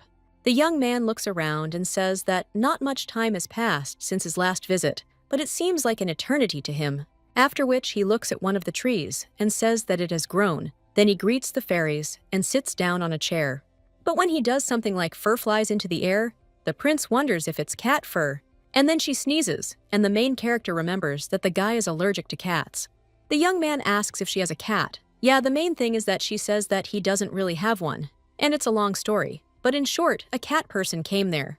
After this, the young lady heads to the door and offers to go out while the fairies begin to open the windows. Afterwards, the heroine and the prince sit in the garden. The girl asks that, even if the prince has time to come here, how can Yuvlin really be that busy? The guy just asks in surprise if Sharabi heard, because he thought she knew. Tara only says that one very important matter came up, so Yuvlin and his brother went outside the Empire. The main character is shocked and asks if they left, because the girl didn't tell her anything like that. But when the young lady met the prince, she said Sharabi wasn't particularly interested in such things. The main character was a little angry with her friend. The guy asks if she remembers the garden on the estate that she restored back then. The young lady says she does.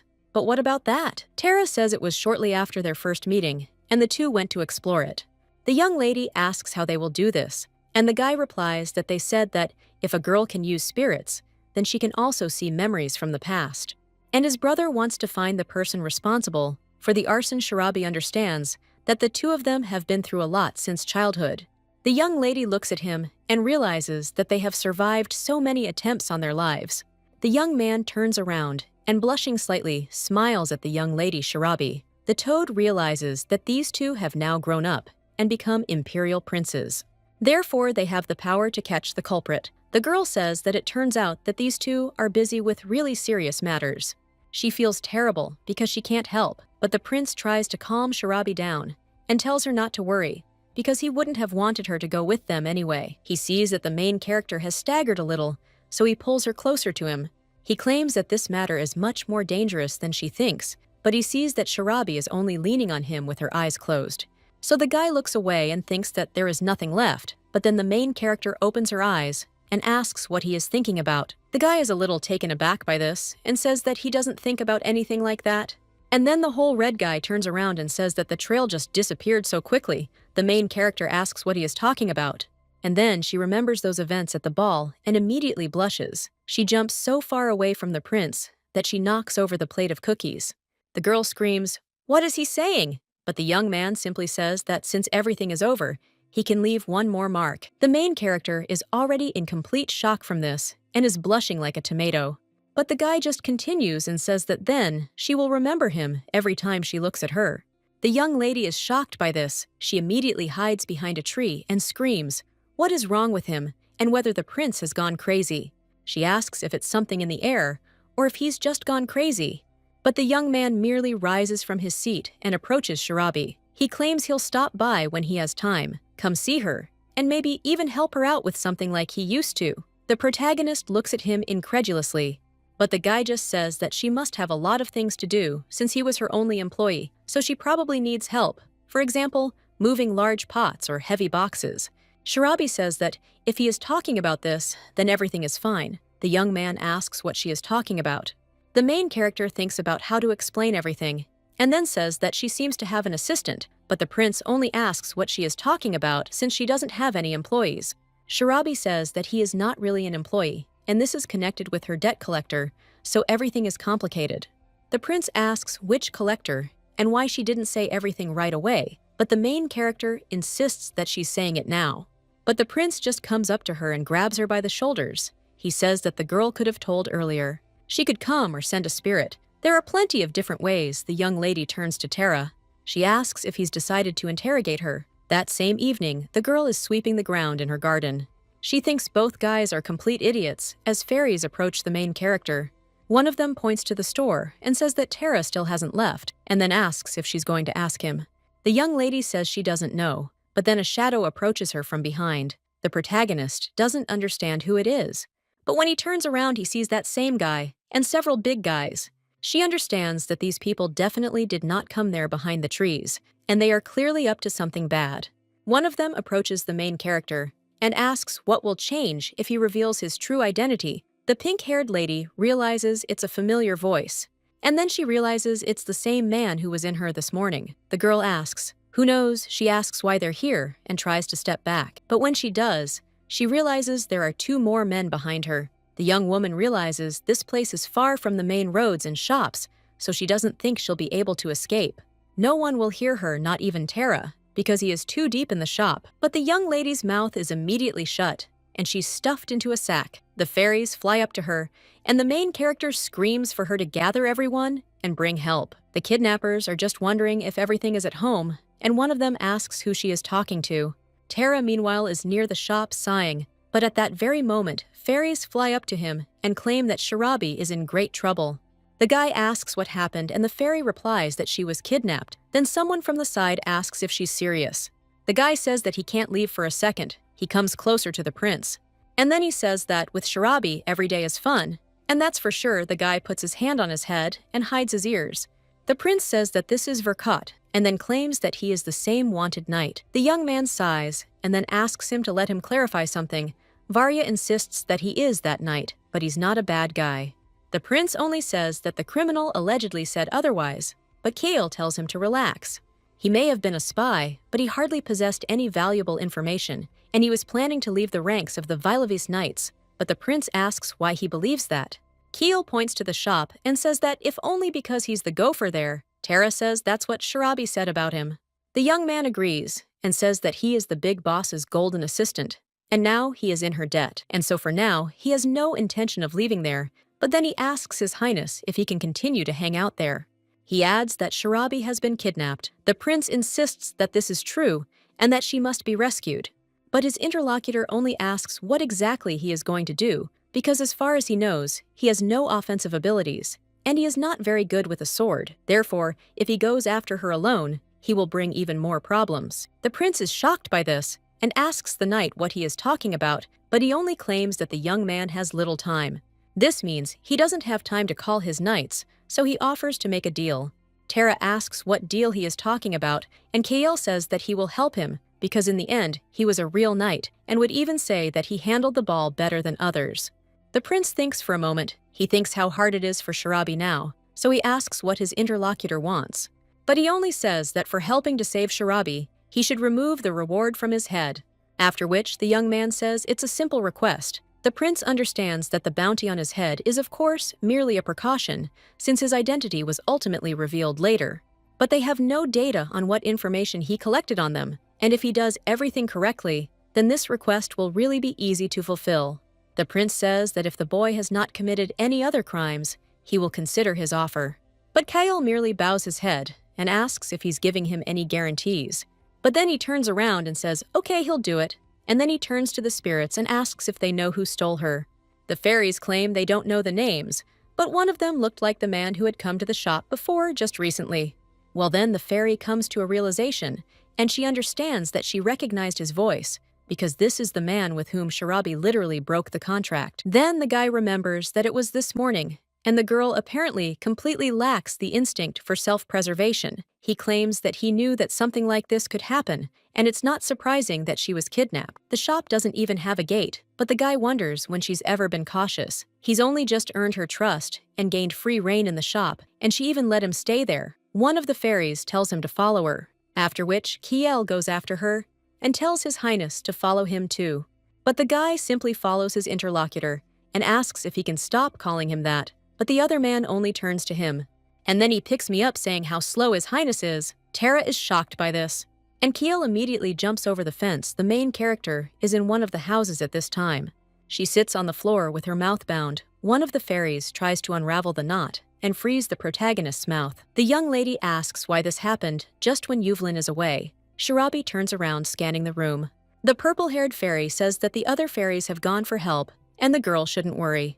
The main character simply sighs and says she hopes it won't be Tara who's helping her. Then the girl looks at the door and asks if there's anyone outside. The fairy then flies over to check. When she flies out, she sees some people talking there. The fairy notices that she recognizes one of them, and the young lady says it's one of those idiots who came to see them this morning. But the fairy says that she does not mean him, because the man she saw is a collector, a man who comes for their money. Then Shirabi remembers that bastard who barged in. Now she remembers everything. After all, it was he who introduced her to that Haman guild. This happened shortly after the girl arrived in the capital. After all, when the debt reached 6,000 gold, the man came to the girl who was clearly having problems with payments and offered a deal. The guy claimed that if she gave him sole rights to sell, he would forgive her 100 gold coins. When Shirabi first opened the store, there were days when the profit was less than 1 gold coin, so she gave in and accepted the offer with tears in her eyes. Now the lady with pink hair understands that if you think about it, it was a real scam, and apparently they found out about it, but all these informant traders are worth nothing. But then the girl looks at the door and wonders if she can trust Eli, since her voices are barely audible. The protagonist looks at the window and realizes that this is apparently the only way to escape. But then the doors to the room open and the main character falls. It turns out to be that same man. He enters the room and tells the young lady that there's no point in trying to escape, saying she's already accumulated a considerable debt. And then he asks if it's true Shirabi is ready to finish him off right there, but they decide to calm down because his men are standing outside the door, and it's dangerous to make a fuss. But the man just approaches her and says that she has nothing to worry about, since putting girls into eternal sleep is not one of their hobbies. Besides, she has a pretty close connection to the Imperial Palace, after which that old man says he's summoned a man there who can erase memories, so for now, the girl should just sit there. The main character looks angrily at this freak, and he only says that just his look is scary, but then a scream is heard from the corridor. Then that freak turns around and asks what happened. The guy guarding the entrance says there's someone outside and they need to check. Then the man comes out and tells the girl to relax, because he will be back soon, and then leaves slamming the door. Shirabi is already furious to the point of being on fire with anger, but then she looks at the fairy, and he asks her to untie it, but when the little girl with purple hair tries to do it, she says that the knot is too tight and won't untie. The young lady realizes there's no other choice, and she must try until she succeeds. The protagonist thinks if only she could free her hands. Then the girl tries her best to do it, but unfortunately, she doesn't succeed very well. Meanwhile, Keel is still dragging the prince along. The prince cries out that he can walk on his own, so the boy should let him go. But Keel only says what a shame, and then asks if it isn't faster that way, and His Highness won't be able to catch up with him anyway, no matter how fast he runs. Terra cries out that he can get there on horseback, otherwise this situation is no good. But Keel tells him to just relax, because they are almost there, and then he asks if the guy is even going to save the boss. Then the prince falls silent, realizing that this is the main task. Kale says there are no objections, so they can continue. But Terra just says that manipulating someone's weak points is such a mean thing. But Kale only asks what His Highness's relationship is with the boss. The guy with Genya will have a lot to think about. And then, a little more dejectedly, he says, if this can even be called a relationship. One of the fairies flies near them and turns to the other. She asks if they talk about their relationship after saving Shirabi, and the other just asks if she didn't feel something in the air between them. The guy blushes from such conversations. He doesn't understand what they mean by pity. Keel just smirks, and then they finally get to the place where apparently Shirabi is sitting. The prince feels dizzy, and Keel lowers him to the ground. When the guy gets up, Keel says that Shirabi is not bad because she grabbed such a guy. But the fairy says that to be more precise, it is Terra who is possessed by Shirabi. Keel remembers this girl and asks if this is true, but the fairy only says that he constantly annoys her. Then the purple-haired guy asks if he can help, and tells Phoenix to consider it a mutual favor.